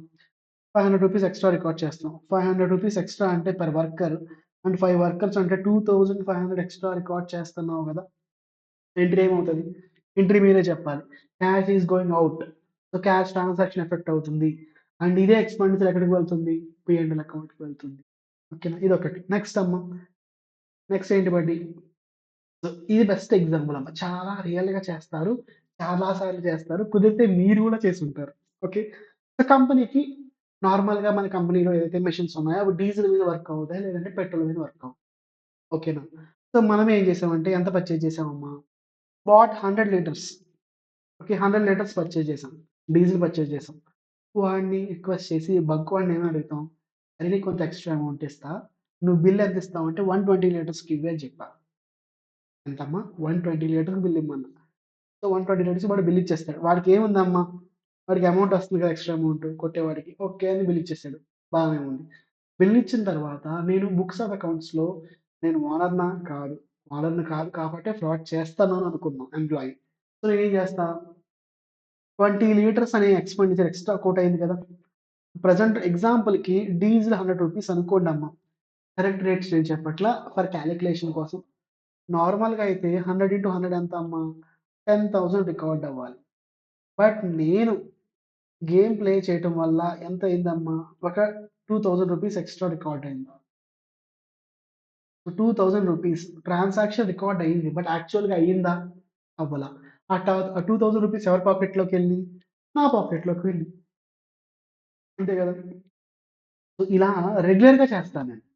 రెగ్యులర్‌గా ఫ్యూయల్ ఫిల్ చేయడానికి ఫ్యూయల్ తీసుకొచ్చేది నేనే. రెగ్యులర్‌గా చేస్తా. 2000 పెర్ వన్స్ నేనెప్పుడైతే వెళ్తానో అప్పుడు చేస్తా. అలా నేను పెర్ మంత్ 10 టైమ్స్ వెళ్తా. అంటే అమౌంట్ ఎంతమ్మా? 20,000 అలా 12 టైమ్స్ వెళ్ళా. 12 మంత్స్‌కి ఒకసారి వెళ్ళా. అంటే 2,40,000 అయినట్టేగా. ఇది ఒకవేళ కంపెనీకి 200 క్రోర్స్ టర్నోవర్ చేస్తుంది. దానికి ఆఫ్టర్ ఆల్. లేకపోతే కంపెనీకి ఒకవేళ 20,00,000 టర్నోవర్ చేసిందనుకుందాం. దానికి ఇది మేజరే కదమ్మా! సో, మేజర్ అయింది. మిడిల్ అయింది. ఈ ట్రాన్సాక్షన్ వాళ్ళు ఫైనాన్షియల్ స్టేట్‌మెంట్స్ రికార్డ్ చేస్తారు. వాళ్ళు బాధపడతారు. అండ్ లోన్ ఇచ్చేవాళ్ళు కూడా ఆలోచిస్తారు కదా! బ్యాంక్ వాళ్ళు. నీకు ప్రాఫిట్ సరిగ్గా రావట్లేదు. నీకు రిజల్ట్ బాలేదు. ఎక్స్‌పెన్సెస్ ఎక్కువైపోయింది నీకు అని చెప్పి ఆలోచిస్తాడు. ఆలోచిస్తాడు పాపం. మరి యాక్చువల్‌గా అది అయిందా? ఫ్రాడులెంట్ ఎంట్రీయే కదమ్మా అది. ఫ్రాడులెంట్ ట్రాన్సాక్షన్ వల్ల పాపం రిజల్ట్ సరిగ్గా రాలేదు. డెసిషన్ మేకింగ్ కూడా రాంగ్ అయింది. ఓకేనా? సో, దీని వల్ల ఎఫెక్ట్ చూద్దాం ఒకసారి. So, inflation of cash payments వల్ల ఎఫెక్ట్ ఏంటి? సో, ఏమవుతుందమ్మా? క్యాష్ పేమెంట్స్ ఏవైతే ఉన్నాయో they are increasing. So, I recorded cash transaction with extra amount. యాక్చువల్‌గా ఏమైన అమౌంటా? అనవసరమైన అమౌంట్. ఓకే. నెక్స్ట్ ఏమవుతుందో the company cash transactions are more and they are recorded in P and L account. P and L account record చేసా బానే ఉంది. అండ్ అవి genuine expenditure అంటే ఫేక్ ఎక్స్‌పెండిచర్ అమ్మ. ఫేక్‌గా జరిగిన ఎక్స్‌పెండిచర్ బానే ఉంది. సో, బట్ ప్రాఫిట్ మీద ఇంపాక్ట్ చూస్తుంది కదా! ప్రాఫిట్ ఏమవుతుంది బట్ దీనివల్ల? రెడ్యూస్ అవుతుంది. మన ప్రాఫిట్ రెడ్యూస్ అవుతుంది. అంతేగా? ప్రాఫిట్ రెడ్యూస్ అవుతుంది. నెక్స్ట్ ఏంటమ్మా దీనివల్ల? ప్రాఫిట్ రెడ్యూస్ అవుతుంది అండ్ ఆటోమేటిక్‌గా నా ఫైనాన్షియల్ స్టేట్‌మెంట్స్ కరెక్టా? ఎఫెక్ట్ అవుతున్నాయా? చూడండి. మైనర్ అమౌంట్ అయితే ఎఫెక్ట్ అవ్వవు. మేజర్ అమౌంట్ అయితే, మిడిల్ అమౌంట్ అయితే ఎఫెక్ట్ అవుతాయి. ఇమ్మీడియేట్ అమౌంట్ అయితే ఎఫెక్ట్ అవ్వవు. అంతేగా. సో, ఇదమ్మా జరిగేది. సరే ఎఫెక్ట్ అయితే ఏంటి? ఎఫెక్ట్ అవ్వకపోతే నాకేంటి అంటే అమ్మ, దాన్ని యూజ్ చేసుకునే పర్సన్స్ ఎవరు? మళ్ళీ ఎవరమ్మా? పాపం మళ్ళీ వీళ్ళే. మంచి అమాయకులు. దీన్ని బట్టి వాళ్ళు తీసుకున్న డెసిషన్ ఏమవుతుందమ్మా? రాంగ్ ఫినాన్షియల్ స్టేట్‌మెంట్స్ ఏవైతే ఉన్నాయో దాని మీద బేస్ చేసుకొని నేను డెసిషన్ తీసుకున్నా. ఆ డెసిషన్ ఏమవుద్ది బట్టి? రాంగ్ అవుతుంది. So, my decision will be wrong. అంతేగా. సరే బానే ఉంది. ఇది ఓకే సార్. నెక్స్ట్ ఏంటి? నెక్స్ట్ ఇంకే విధంగా ఉండొచ్చు చూద్దాం. సో, నెక్స్ట్ ఏంటమ్మా? ఇంక్లూడింగ్ ఫిక్టీషియస్ పేమెంట్స్ అన్నాను. సో, నెక్స్ట్ ఏంటంటే ఎంప్లాయీ ఇప్పుడు నెక్స్ట్ ఆప్షన్ వాడికి. నెక్స్ట్ ఆప్షన్ ఏంటి? ఫస్ట్ ఆప్షన్ ఏమని చెప్పా? Separation of cash receipts. Second option ఏమని చెప్పా? Inflation of cash payments. And third option including fictitious payments. Including fictitious payments అంటే ఫిక్టీషియస్ అంటే ఏంటి? బూటపక ట్రా బూటపక ఛీ! తెలుగు సరిగ్గా రాదమ్మా క్షమించండి. అసలు జరగలేదు ట్రాన్సాక్షన్ జరిగిందని చూపిస్తున్నా. సో, ప్రీవియస్‌గా జరిగిన ఎగ్జాంపుల్సే చెప్దాం. సో, ఈ ఎగ్జాంపుల్ ఏంటంటే అమ్మ మనకి క్యాబ్. క్యాబ్ నార్మల్‌గా ఏంటి? ఇందాక ఏం చెప్పా? క్లయింట్ కోసం క్యాబ్ హైర్ చేసుకున్నా. హైర్ చేసుకున్నాడు. బట్ అమౌంట్ ఎక్కువ చూపించింది. ఇక్కడ అలా కాదు. క్యాబ్ వీడి ఫ్రెండ్‌ది. ఓకేనా? వీడి ఫ్రెండ్ ఏంటి? ఎయిర్ ఫోర్స్ ఖాళీగా ఉంటాడాడు. సరదాగా కారు మీద తిరుగుతూ ఉంటాడు. "ఒరేయ్! ఫ్రెండ్ నువ్వు ఖాళీగా తిరుగుతున్నావు కదా! నిన్ను మా ఆఫీస్‌కి మా క్లయింట్ మా సైట్‌కి తీసుకెళ్తాను" అని చెప్పి రమ్మన్నాడు. వీడు క్లయింట్ నా కారు మీద ఎక్కించి తీసుకెళ్ళాడు. ఓకేనా? చివరికి వాడికి యాక్చువల్‌గా అమౌంట్ ఏమైనా అయ్యిందా? అవ్వల. అమౌంట్ అవ్వకుండా వాడేం చేసాడు? సేమ్ ఇదే ట్రాన్సాక్షన్. సార్ ఇంత అమౌంట్ అయింది సార్ అని చెప్పాడు. సో, ప్రైవేట్ క్యాబ్ తీసుకున్నాను సార్. అర్జెంట్‌గా కావాలని చెప్పేసి అని చెప్పి అదే స్టోరీ చెప్పాడు మళ్ళీ. ఇక్కడ ట్రాన్సాక్షన్ యాక్చువల్‌గా అయిందా అమ్మ? యాక్చువల్‌గా అవ్వలేదు. Transaction is not happened. Fake. Fictitious అంటే ఫేక్ అనుకోండి. అవ్వలా అసల. క్యాబ్ ఎవరిది? నా ఫ్రెండ్‌ది. నేనేం రికార్డ్ చేస్తా? నేనేం రికార్డ్ చేస్తానమ్మా?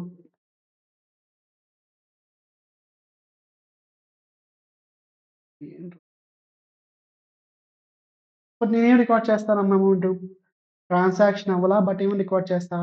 అమౌంట్ పే చేశాను కదా! సో, పేమెంట్ మేడ్ ఏమవుతుందమ్మా? ఎక్స్‌పెన్స్ అకౌంట్ అని చెప్పేసి, ఎక్స్‌పెన్స్ అకౌంట్ అని చెప్పేసి రాసి 1500 రికార్డ్ చేశా. అదేవిధంగా టు క్యాష్ అని చెప్పేసి ఎంత రికార్డ్ చేశా? 1500 చేశా. ఓకేనా? యాక్చువల్‌గా అయిందా? అస్సలవ్వల. సో, ఇలాంటి రాంగ్ ట్రాన్సాక్షన్స్ పెడుతున్నాం. ఫిక్టీషియస్. ఇది ఫిక్టీషియసేగా ఇదొకటి ఎగ్జాంపుల్. దీనివల్ల కూడా మన ఫైనాన్షియల్ స్టేట్‌మెంట్ ఎఫెక్ట్ అవుతాయి గదా! అసలు జరగని ట్రాన్సాక్షనే రికార్డ్ చేశా. ఆటోమేటిక్‌గా ఎక్స్‌పెండిచర్ పెరిగిపోయింది. ప్రాఫిట్ ఎఫెక్ట్ అవుతది. సో, ఫైనాన్షియల్ స్టేట్‌మెంట్స్ ఎఫెక్ట్ అవుతాయి. ఆ ఫైనాన్షియల్ స్టేట్‌మెంట్స్ యూజ్ చేసుకునేది ఎవరు పాపం? మళ్ళీ మన కొండగాళ్ళే. 6 మెంబర్స్ ఉన్నారు కదా! వాళ్ళు యూజ్ చేసుకుంటారు. They make wrong decisions. Next అమ్మ మళ్ళీ అదే ఎగ్జాంపుల్. అసలిక్కడ లేబర్ అవసరమే లేదు. ఎక్స్‌ట్రా నేను తీసుకోలా. తీసుకోకుండా నేనేం చెప్పా? సార్ తీసుకున్నాను అని చెప్పా. తీసుకున్నాను అని చెప్పి చేశా. సో, సేమ్ మళ్ళీ క్యాష్ అసల పేమెంట్ చేయలా. పేమెంట్ చేశా అని చెప్పి అమౌంట్ నా పాకెట్‌లో పెట్టుకుంటా. అలా అక్యుములేట్ అయ్యి ట్రాన్సాక్షన్ ఎంత అవుతది? మళ్ళీ దాని ఎఫెక్ట్ ఏంటమ్మా? సేమ్ ఇది. నెక్స్ట్ ఏంటమ్మా? సేమ్ ఇది ఎగ్జాంపుల్. ఇక్కడ పెట్రోల్ బంక్‌కే నేను వెళ్ళా. పెట్రోల్ బంక్‌కి వెళ్ళకుండా అసలు అమౌంట్ ఇంకర్ అవ్వలేదు. ఏం అవ్వల. జస్ట్ ఏంటంటే వాడికి రూ. 100 ఇచ్చి ఒక బిల్ ఫేక్ ఇన్వాయిస్ తీసేసుకున్నా. యాక్చువల్ అమౌంట్ ఏమైనా అయిందా? యాక్చువల్‌గా ఫ్యూయల్‌కి వెళ్ళానా అంటే వెళ్ళలేదు. ఫ్యూయల్ బంక్‌కే వెళ్ళలేదు నేను. వెళ్ళకుండా ఏమని చెప్పాను? బంక్‌కి వెళ్ళా, కొట్టించా అని చెప్పి తీసుకున్నా. అయిందా అంటే అవ్వల యాక్చువల్‌గా. ఇదమ్మా. సో, దీనివల్ల ఏంటి సేమ్ ఎఫెక్ట్. రికార్డ్ చేశానా అంటే ఏంటి? I have recorded transaction they are fictitious. So, అసలు యాక్చువల్‌గా అయినయా? యాక్చువల్‌గా అయినయి అంటే ఫిక్టీషియస్ అమ్మ అవి. సో, ఫిక్టీషియస్ ట్రాన్సాక్షన్ రికార్డ్ చేశాను అంటే ఆటోమేటిక్‌గా అవి జరగల. జరగకపోతే గూడా ఎక్స్‌పెండిచర్ ఏంటి? ఫేక్ ఎక్స్‌పెండిచర్ చూపించా. దానివల్ల ఏంటమ్మా? ప్రాఫిట్ ఎఫెక్ట్ అవుతుంది. అంతేగా ప్రాఫిట్ ఏమవుతుందమ్మా? రెడ్యూస్ అవుతుంది. సో, ఆటోమేటిక్‌గా మన ఎఫెక్ట్స్ సేమ్. ఓకేనా? నెక్స్ట్ ఇది చాలా ఇంపార్టెంట్ అమ్మా. Teaming and ల్యాడింగ్. ఈ ఎగ్జాంపుల్ చాలా ఇంపార్టెంట్. క్లియర్‌గా చూడండి. కనపడుతుంది కదమ్మా స్క్రీన్‌లో మొత్తం అందరికి. ఏంటి బడ్డీ అది? సో, నార్మల్‌గా టీమింగ్ అండ్ ల్యాడింగ్. సో, నార్మల్‌గా ఇది ఎప్పుడు జరుగుతదంటే అమ్మ క్రెడిట్ సేల్స్ చేసేటప్పుడు జరుగుతది. అది కూడా ఎవరికి? Credit sales to customer and మనం క్రెడిట్ పీరియడ్ కూడా ఇస్తున్నాం. ఈ 2 సినారియోలు జరిగితే గనక టీమింగ్ అండ్ ల్యాడింగ్ చేయడానికి ఛాన్స్ ఉంది. ఎవరికమ్మా? ఎంప్లాయీకి ఛాన్స్. ఫర్ ఎగ్జాంపుల్ నేనొక కిరాణా షాప్ వాడినమ్మా. సో, నేనేం చేస్తున్నానంటే సమ్మర్ వెకేషన్‌కి బయటకి వెళ్తూ స్టాఫ్‌ని పెట్టా. సమ్మర్ వెకేషన్‌కి ఒక 40 డేస్ ట్రిప్ అమ్మ. 40 డేస్ ట్రిప్‌కి వెళ్దాం అని చెప్పేసి నా స్టాఫ్ ఎలాగో ఉన్నారు కదా! అని చెప్పి వీళ్ళకి పెట్టేసి వెళ్తున్నాను. నార్మల్‌గా జరిగిందేంటంటే దానికన్నా ముందు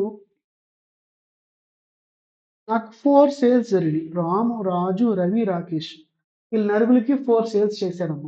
అమౌంట్ ఎంత అంటే అమ్మ, అమౌంట్ ఎంత అంటే 3000 ఈచ్ అమ్మ. 3000 అమౌంట్ ట్రాన్సాక్షన్ జరిగింది.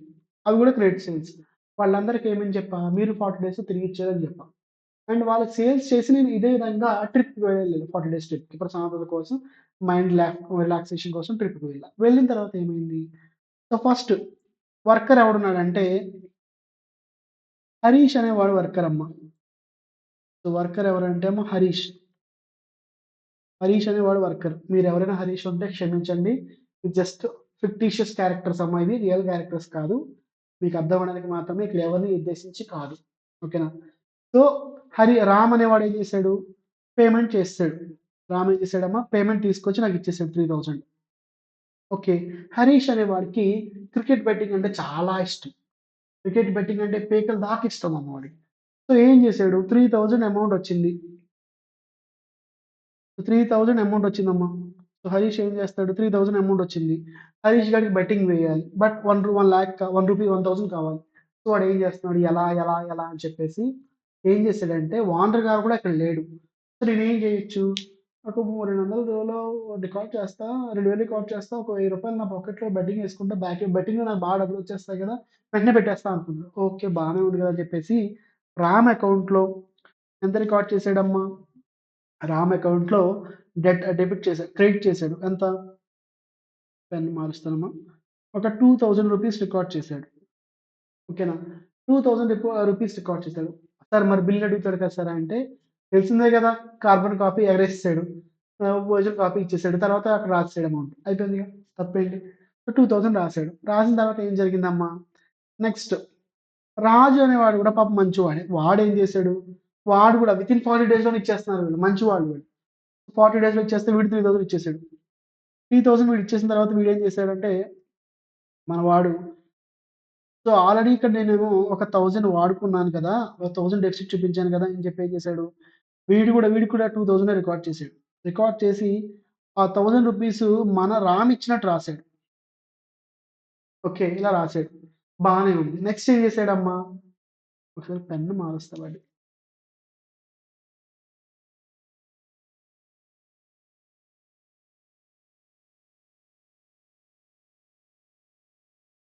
సో, నెక్స్ట్ ఏమైందమ్మా, రాజు ఇచ్చిన అమౌంట్ కూడా అలాగే రికార్డ్ చేశాడు. నెక్స్ట్ ఏం చేసాడు, రవి అమౌంట్ ఇచ్చాడు.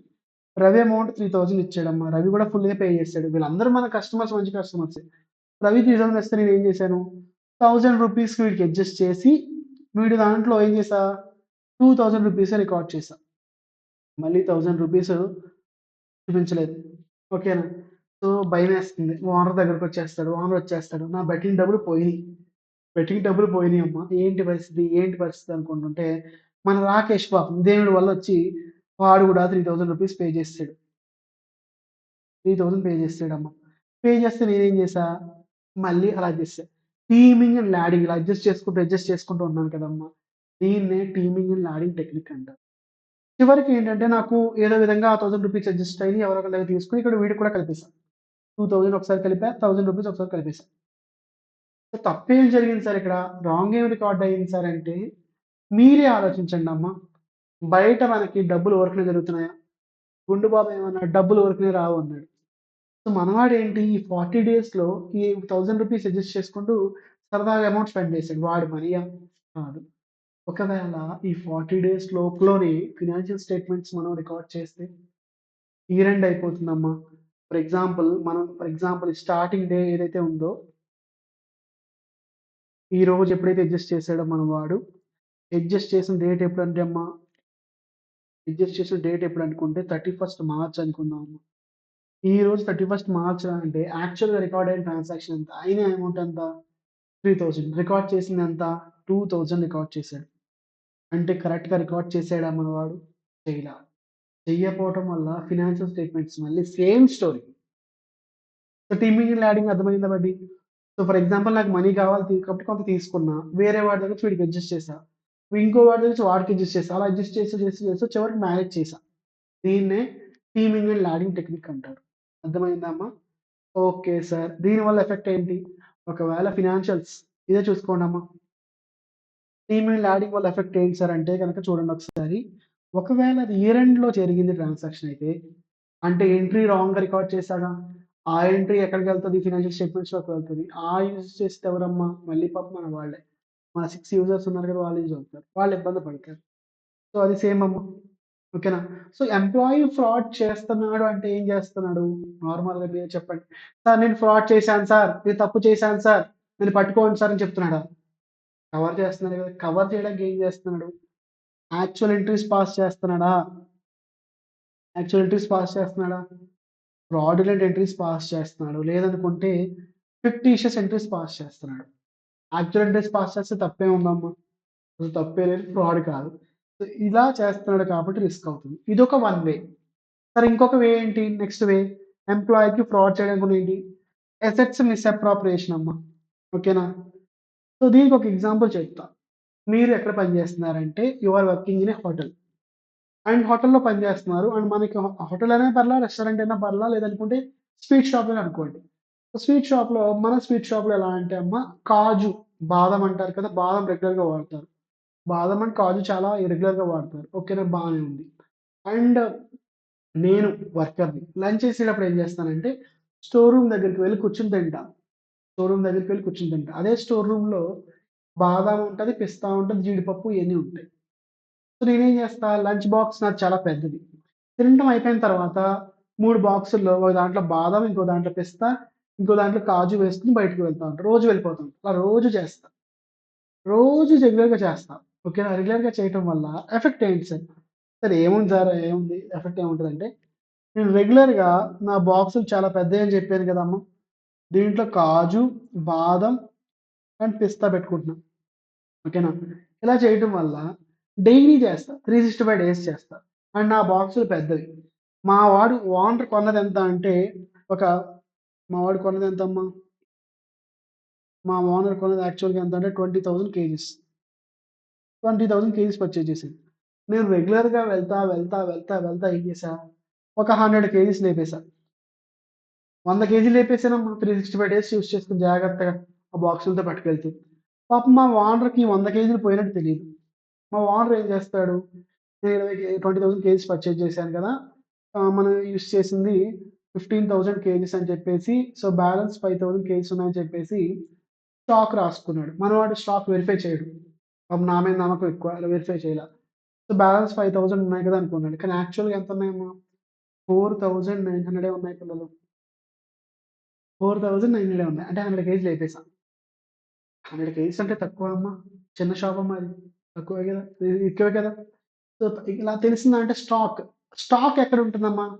అది ఫస్ట్ పీ&ఎల్ అకౌంట్‌లో ఉంటుంది. పీ&ఎల్ అకౌంట్‌లో యాక్చువల్‌గా స్టాక్ ఎంతున్నట్టు? వాల్యుయేషన్ చేస్తాం కదా! Stock valuation. వీడేమో 5,000 ఇంటూ అమౌంట్ రాసేసాడు. బట్ యాక్చువల్‌గా అక్కడ 4,900 కేజీసే ఉన్నాయి. అదే స్టాక్ ఎక్కడికెళ్తది మళ్ళీ? బ్యాలెన్స్ షీట్‌లోకి వెళ్తది. అంటే రిస్క్ ఉన్నట్టే కదా! ఆ ఫైనాన్షియల్ స్టేట్మెంట్స్ ఎవరు యూజ్ చేసుకుంటారు? మళ్ళీ మన వాళ్ళే. అంటే తప్పుడు డెసిషన్ తీసుకుంటారు గదా! ఓకే అమ్మ. ఇది అర్థమైంది కాబట్టి స్టాకు. సో, ఎగ్జాంపుల్ రాసాను బట్ ఇక్కడ సేమ్ అదే ఎగ్జాంపుల్. ఓకేనా? నెక్స్ట్. సో, అసెట్ మిస్‌అప్రోప్రియేట్ చేయడం వల్ల ఎఫెక్ట్ ఏంటి అని కూడా రాసానమ్మా. అసెట్ మిస్‌అప్రోప్రియేట్ చేయడం వల్ల ఎక్కడెక్కడ కనబడుతుంది బట్టి మనం క్లోజింగ్ స్టాక్ ఎఫెక్ట్ అవుతుంది. అది ట్రేడింగ్ అకౌంట్‌లో ఉంటది. అండ్ గ్రాస్ ప్రాఫిట్ ఎఫెక్ట్ అవుద్ది. తర్వాత ఎఫెక్ట్స్ ప్రాఫిట్ ఎఫెక్ట్ అవుతది. ఇంపాక్ట్ ఎక్కడ కనబడుతుందంటే ఫైనాన్షియల్ స్టేట్మెంట్స్ కంప్లీట్ కనబడుతుంది. ఒకవేళ జస్ట్ 1 కేజీ లేక 1000 కేజీస్‌లో, 20,000 కేజీస్‌లో అప్పుడేమైనా పట్టించుకుంటారంటే అంత ఎఫెక్ట్ ఉండదు. ఓకేనా. బట్ లేదా మెటీరియల్ అమౌంట్ అయితే గనక ఎఫెక్ట్ ఉంటుందా? ఉండదా? ఉంటుంది. మాండేటరీగా ఉంటుంది. సో, దానివల్ల మళ్ళీ మన వాళ్ళు ఎఫెక్ట్ అవుతారు. ఇదమ్మా. సో, ఒకవేళ ఎంప్లాయీ ఫ్రాడ్ చేశాడంటే ఏం చేస్తాడమ్మా ఆడు నార్మల్‌గా? అయితే యాక్చువల్ ఎంట్రీస్ పాస్ చేస్తాడా? యాక్చువల్ ఎంట్రీస్ పాస్ చేస్తాడా? ఫ్రాడ్ చేసినోడు ఎవడన్నా నేను ఫ్రాడ్ చేశాను, ఫ్రాడ్ చేశాను చెప్తాడా? చెప్పడుగా. వాడు ఫ్రాడ్‌లెంట్ ఎంట్రీస్ అయినా పాస్ చేస్తాడు. లేదనుకుంటే ఫిక్టిషన్ ఎంట్రీస్ పాస్ చేస్తాడు. ఓకే. బట్ అసెట్స్‌ని గనుక మిస్‌అప్రోప్రియేట్ చేస్తే ఎంట్రీస్ ఏమైనా పాస్ చేస్తున్నాడా? నేను రోజు బాక్సుల్లో కొంత బాదం పప్పులు ఎపేసాను అని చెప్పేసి అకౌంట్ ఎంట్రీ ఏస్తాను. అసలు ఎంట్రీయే పాస్ చేయను. సో, నాకు సంబంధం లేదు. సైలెంట్‌గా ఉంటా. లేదనుకుంటే రోజుకి ఒక పావు కేజీ బాదం పప్పు తింటా. డాక్టర్ గారు తినమన్నారు కదా! అని చెప్పేసి. నా డబ్బులతో కొన్నది కాదమ్మా. మా ఓనర్ డబ్బులతో కొన్నదాన్ని. ఇలా చేస్తున్నాను ఎంట్రీ పాస్ చేస్తానా? పాస్ చేయను. సో, ఇదమ్మా. ఎంప్లాయీ ఫ్రాడ్ చేసాడంటే ఇలా చేస్తాడు. కవర్ చేయడానికి. కవర్ చేస్తాడా? కవర్ చేస్తాడు. దానివల్ల ఫినాన్షియల్ స్టేట్‌మెంట్స్ ఎఫెక్ట్ అవుతాయి. సరే ఎంప్లాయీ ఫ్రాడ్ చేసాడు బానే ఉంది. ఇంకెవరు చేస్తారమ్మా? మేనేజ్‌మెంట్. నీకేం రోగం వచ్చిందిరా? నీ బిజినెస్సే కదా! నువ్వెందుకు ఫ్రాడ్ చేస్తావురా అంటే రీజన్. ఒకవేళ నేను టాక్స్ తక్కువ పే చేయాలనుకుంటున్నా ఒక రీజన్. లేదనుకుంటే అమ్మా టాక్స్ తక్కువ పే చేయాలనుకుంటున్నా. సో, అప్పుడు కూడా ఫ్రాడ్ చేస్తా. నెక్స్ట్ ఏంటమ్మా? నేను ప్రాఫిట్ ఎక్కువ చూపించాలి. ఎందుకంటే నా షేర్ హోల్డర్స్ ఎవరైతే ఉన్నారో వాళ్ళు మా ప్రాఫిట్స్ వచ్చినాయో లేదో భయపడుతున్నారు వాళ్ళు. లేదనుకుంటే ఫ్యూచర్‌లో ఇన్వెస్ట్‌మెంట్ కావాలి నాకు. ప్రాస్పెక్టివ్ ఇన్వెస్టర్స్ నా దాంట్లో ఇన్వెస్ట్ చేయాలంటే ప్రాఫిట్ ఎక్కువ చూపిస్తా. ఇలా చేయడానికి ఏం చేస్తా? ఫ్రాడ్‌లెంట్ ట్రాన్సాక్షన్స్ పాస్ చేస్తా. లేదనుకుంటే ఏదో ఒకటి చేస్తా. ఏం చేస్తా? ఫ్రాడ్యులెంట్ ఫైనాన్షియల్ రిపోర్టింగ్ చేస్తానమ్మా. ఏంటమ్మా? ఫ్రాడ్యులెంట్ ఫైనాన్షియల్ రిపోర్టింగ్ చేస్తా. మేనేజ్‌మెంట్ అయితే. అదేంటో చూద్దాం ఒకసారి. సో, ఫైనాన్షియల్ ఎఫెక్ట్స్ అయింది. ఇంటెన్షన్స్ ఆల్సో ఎఫెక్టెడ్ అది బానే ఉంది. సో, మేనేజ్‌మెంట్ ఫ్రాడ్ చేస్తున్నాడు. వై మేనేజ్‌మెంట్ ఫ్రాడ్ అమ్మా అంటే రీజన్స్ చూడండి బట్టి. వాటి రీజన్స్ ఏంటమ్మా? టు రిడక్షన్ ఆఫ్ టాక్సెస్ కానీ ఏదైనా అవ్వచ్చు. సో, టాక్స్ ఎలా రెడ్యూస్ అవుతది? Ways to reduce talks. Sir మీరేంటి సార్ దారులు చెప్తున్నారు. మమ్మల్ని ఇలా మోసం చేయాలన్నా, ఫ్రాడ్‌లు చేయాలన్నా కాదమ్మా. తప్పు తెలియాలి కదా! ఎలా జరుగుతుందో అప్పుడే తప్పని తెలుస్తది. ఓకేనా? సో, ఏం చేస్తాడు మనవాడు? ఫ్రాడ్యులెంట్ ఫైనాన్షియల్ రిపోర్టింగ్ చేస్తాడు. ఫ్రాడ్యులెంట్ ఫైనాన్షియల్ రిపోర్టింగ్ చేస్తాడమ్మా. సో, ఎలా చేయొచ్చు సార్? టాక్స్ తగ్గించుకోవాలంటే పీ&ఎల్ అకౌంట్ ఐటెమ్‌లో డెబిట్ సైడ్ ఏముంటాయమ్మా? ఎక్స్‌పెండిచర్ ఉంటది కదా! ఎక్స్‌పెండిచర్‌ని పెంచేయి. పెంచేస్తే ప్రాఫిట్ తగ్గుతది. ఆటోమేటిక్‌గా టాక్స్ తక్కువ పే చేస్తావు. లేదనుకుంటే ఏంటి? పీ&ఎల్ అకౌంట్‌లో సేల్స్ చేయలా? సేల్స్ చేసినట్టు చూపించు. ప్రాఫిట్ పెరుగుతది. ప్రాఫిట్ పెరుగుతదంటే ఆటోమేటిక్‌గా బాగానే ప్రాఫిట్స్ వస్తాయని చెప్పి ఇన్వెస్ట్ చేస్తారు. అంతేగా? సో, నేను ఫైనాన్షియల్ రిపోర్టింగ్‌ని ఎఫెక్ట్ చేస్తే సింపుల్‌గా ఏదైతే చేస్తానో దానివల్ల I will give false information. అప్పుడు ఆటోమేటిక్‌గా ఆ ఇన్ఫర్మేషన్ ఎవరు యూజ్ చేసుకుంటారు? మళ్ళీ యూజ్ చేసుకుంటారమ్మా. Except management. అంతేగా? మేనేజ్‌మెంట్‌కి ఫ్రాడ్ చేశారని తెలుసు కదా! సో, వాడు తప్పించి మిగతా వాళ్ళందరూ యూజ్ చేసుకుంటారు. సరే బానే ఉంది. ఇప్పుడు ఎగ్జాంపుల్స్ రాసానమ్మా. Debiting to P and L account more expend చేస్తా. మోర్ డిప్రిసియేషన్ చేస్తా. ప్రొవిజన్ క్రియేట్ చేస్తా. లేదంటే క్యాపిటల్ ఎక్స్‌పెన్సెస్, రెవెన్యూ ఎక్స్‌పెన్స్‌కి చార్జ్ చేస్తా. ఇలా చేయటం వల్ల ఆటోమేటిక్‌గా పెరిగిపోద్ది. అండ్ సాలరీ పెంచుతా. అంతేగా? ఒకవేళ ఏంటి నాకు షేర్ ప్రైస్ పెంచుకోవాలంది. ఏంటమ్మా షేర్ ప్రైస్ పెంచుకోవాలని ఆటోమేటిక్‌గా ఏం చేస్తా? నా ప్రాఫిట్ ఎక్కువ చూపిస్తా. అండ్ ఇంకోటేంటి నాకు ఇన్వెస్ట్‌మెంట్ కావాలి. బయట వాళ్ళని చూసి నమ్మాలి. అంటే నా ప్రాఫిట్ ఎక్కువ చూపించాలి. అంటే టర్నోవర్. అసలు సేల్స్ చేయకపోయినా సేల్స్ చేసినట్టు చూపిస్తా. ఓకే. లేదంటే ఆ ఇన్‌కమ్ చూపిస్తా. ఎక్స్‌పెండిచర్ తగ్గించేస్తా. అయిపోయింది. ఎక్స్‌పెండిచర్ తగ్గించేస్తా. అయిపోయింది కదా! ఓకేనా? Next revenue expenses quite opposite చేస్తా. డిప్రిసియేషన్ తక్కువ చార్జ్ చేస్తా. రెవెన్యూ ఎక్స్‌పెన్సెస్ క్యాపిటల్ ఎక్స్‌పెండ్ చేస్తా. Vice versa. క్వైట్ ఆపోజిట్ చేస్తా అప్పుడు. ఓకేనా?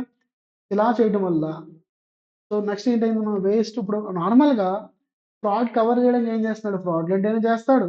ఫిక్టిషియస్ బిజినెస్ చేస్తాడు. దీనివల్ల రిజల్ట్స్ ఏంటి సార్? మళ్ళీ ఏంటమ్మా? ఇంపాక్ట్ ఏమవుతుందమ్మా? Normal same impact. Books of accounts are incorrect. Financial statements incorrect అవుతాయి. Our financial statements are affected. ఆటోమేటిక్‌గా మెటీరియల్ అయితే మెటీరియల్ సేమ్ స్టోరీ అది. సో, ఏంటి సార్ మళ్ళీ వాడు ఎఫెక్ట్ అవుతాడు. సో, ఆటోమేటిక్‌గా ఫైనాన్షియల్ స్టేట్మెంట్స్ ఎఫెక్ట్ అవుతాయి. సో, ఎఫెక్ట్ అవుతాయని చెప్పేసి పాపం యూజర్స్ అనిపించింది. సో, ఫ్రాడ్ చేస్తే యూజర్స్ ఎఫెక్ట్ అవుతారు. మనం ఎఫెక్ట్ అవుతాం. సో, మేనేజ్‌మెంట్‌ని అడుగుదాం. మేనేజ్‌మెంట్ మీరు తప్పు చేశారా? ఏహ్! ఇది తప్పు అంటే ఏంటో నాకు తెలీదు. ఫ్రాడ్ చేయడం నాకు తెలీదు. నేను మా తాతగారు ఎవరనుకుంటున్నారు? సత్య హరిశ్చంద్రుడు. ఆయనకి పుట్టిన ఏకైక మనవడిని. నేను అసలు తప్పే చేయను అని అంటాడు కదమ్మా! లేపోతే నేను తప్పు చేశా, తప్పు చేశారా? నేను ఫ్రాడ్ చేశా, ఆ ఇంటర్వ్యూలో ఇలా పాస్ చేశా, ఈ ఇంటర్వ్యూలో పాస్ చేశా, నా దాంట్లో అన్ని బూతులే ఉన్నాయని చెప్తాడా? తప్పు చేసినోడు ఎవడైనా సరే తప్పు చేశానని చెప్తాడా అమ్మా? యెస్. నేను తప్పు చేశానంటే స్కామ్‌లు జరగవు, ఏమి జరగవు. అంతే గదా! సో, చెప్పడు బానే ఉంది. ఓకేనా? లేదమ్మా మన మేనేజ్‌మెంట్ నిజంగా జెన్యూన్ అమ్మ. చాలా జెన్యూన్ మేనేజ్‌మెంట్. సో, ఆటోమేటిక్‌గా ఏం జరిగింది? వాళ్ళేం తప్పు చేయల. మరి మా ఎంప్లాయీస్ ఉన్నారు వాళ్ళేం తప్పులు చేశారా అంటే మేనేజ్‌మెంట్ తెలుసా పాపం తెలీదు. సో, ఎవరైనా మ్యా మిస్టేక్స్ చేయొచ్చు. ఫ్రాడ్ చేయొచ్చు. ఒకవేళ మేనేజ్‌మెంట్ జెన్యూన్ అయితే ఎంప్లాయీ చేయొచ్చు. ఎంప్లాయీ జెన్యూన్ అయితే మేనేజ్‌మెంట్ చేయొచ్చు. There is chance. అప్పుడు మనకి ఎవరొస్తారమ్మా? హీరో వస్తాడు. ఎంట్రీ అవుతాడు. There comes the hero. మీరే అమ్మ ఫ్యూచర్‌లో హీరోస్. మీరే కదా ఇది బడ్డీ. సో, మీరే ఎంటర్ అవుతారు. సో, అప్పుడు ఎవరు ఎంటర్ అవుతారు బడ్డీ? ఆడిటర్ ఎంటర్ అవుతాడు. ఇయ్యంత సోదొద్దులే కదమ్మా. ఇప్పుడు దేర్ కమ్స్ ఆటోమేటిక్‌గా ఫైనాన్షియల్ స్టేట్‌మెంట్స్ రిలయబులా? రిలయబుల్ కాదు. ఎందుకంటూ మేనేజ్‌మెంట్ ఫ్రాడ్ అయినా అవ్వచ్చు. లేకపోతే ఎంప్లాయీ ఫ్రాడ్ అయినా అవ్వచ్చు. అప్పుడెవరొస్తారు మన పిక్చర్‌లోకి? హీరో ఎంటర్ అవుతాడు. ఎవరమ్మా? ఆడిటర్. ఆయన ఏం చేస్తాడంటే ఆడిటర్ డస్ ఆడిటింగ్. ఆడిటింగ్ చేసి ఏమని నమ్మకం ఇస్తాడు? అష్యూరెన్స్ ఇస్తాడు. అష్యూరెన్స్ ఏమిస్తాడు? అంతా బానే ఉంది. మీరు ఈ స్టేట్మెంట్స్ నమ్మొచ్చు అని చెప్తాడు. లేదనుకుంటే ఈ స్టేట్మెంట్స్‌లో మిస్టేక్స్ ఉన్నాయని క్లియర్‌గా చూపిస్తాడు. ఇదమ్మా యాక్చువల్ బేసిక్ ఇంట్రడక్షన్. సార్ ఇంట్రడక్షన్‌కి ఇంత పార్ట్ అంటే ఇది చాలా ఇంపార్టెంట్ అమ్మా. ఇది అర్థమైంది అంటే ఫ్యూచర్‌లో మీరు ఆడిట్ చేసేటప్పుడు చాలా బాగా చేస్తారు. ఓకేనా? ఇదమ్మా బేసిక్ ఇంట్రడక్షన్. సో, అప్పుడు ఎవరు ఎంటర్ అవుతారు బడ్డీ? యూజర్స్ ఏం చెప్తారు? మిమ్మల్ని మేము నమ్మలేము. సో, మీరొక ఇండిపెండెంట్ పర్సన్ అపాయింట్ చేయంటారు. ఆ ఇండిపెండెంట్ పర్సన్ ఏంటి? ఆయనకి ఎక్స్‌పర్టైజ్ నాలెడ్జ్ ఉంటది. ఎవరికమ్మా? మీకే కదా! అకౌంటింగ్‌లో నాలెడ్జ్ ఉంటది. టాక్సేషన్‌లో నాలెడ్జ్ ఉంటది. ఫినాన్షియల్ మేనేజ్మెంట్‌లో నాలెడ్జ్ ఉంటది. క్యాపిటల్ బడ్జెటింగ్‌లో నాలెడ్జ్ ఉంటది. ప్రతి సబ్జెక్ట్‌లో నాలెడ్జ్ ఉంటది. You are experts. అంతే కదా! అందుకనే మన సీఎంఏ వాడు, సీఏ వాడు ఎక్కువ సబ్జెక్ట్స్ చదువుకోమంటాడు మనని. సో, ఎక్స్‌పర్ట్ నాలెడ్జ్ ఉంటుంది అండ్ యూ ఆర్ ఇండిపెండెంట్. మీరు ఎవరి డెసిషన్స్‌ని కన్సిడర్ చేయరు. మీ డెసిషన్ మీరే తీసుకుంటారు. ఇండిపెండెంట్‌గా ఉంటారు. అంతేనా? సో, ఆటోమేటిక్‌గా ఏంటి హీరో ఎవరమ్మా మన హీరో గారు? ఆడిటర్ గారొస్తారు. ఆడిటర్ గారొచ్చి ఏం చేస్తారు? ఆయన ఆడిటింగ్ చేస్తారు. ఆడిటింగ్ చేసి ఏం చేస్తాడు? తప్పులుంటే బయటికి తీసుకొస్తాడు. చెప్తాడు. ఈ తప్పులు జరిగినియి. మీరు దాన్ని బట్టి ఆలోచించుకోండి. లేదు తప్పులు లేవంటే అసలు తప్పులు లేవని చెప్తాడు క్లియర్‌గా. అంతే కదా! సో, ఆటోమేటిక్‌గా ఏంటమ్మా? మన స్టేట్మెంట్స్ కరెక్టా? కాదా? అని చెప్తాడు. సో, అష్యూరెన్స్ ఇస్తాడు. నమ్మకం ఇస్తాడు యూజర్స్‌కి. అంతా బానే ఉంది. మీరు చూసుకోవచ్చు. ఇన్వెస్ట్ చేయొచ్చు. లేదు కొన్ని మిస్టేక్స్ ఉన్నాయి అని క్లియర్‌గా చెప్తాడు. ఇదమ్మా ఆడిటింగ్ యొక్క basic introduction from Subhash. Okay. So, ఇక్కడి దాకా ఓకే కదా buddy? So, let us end this session here.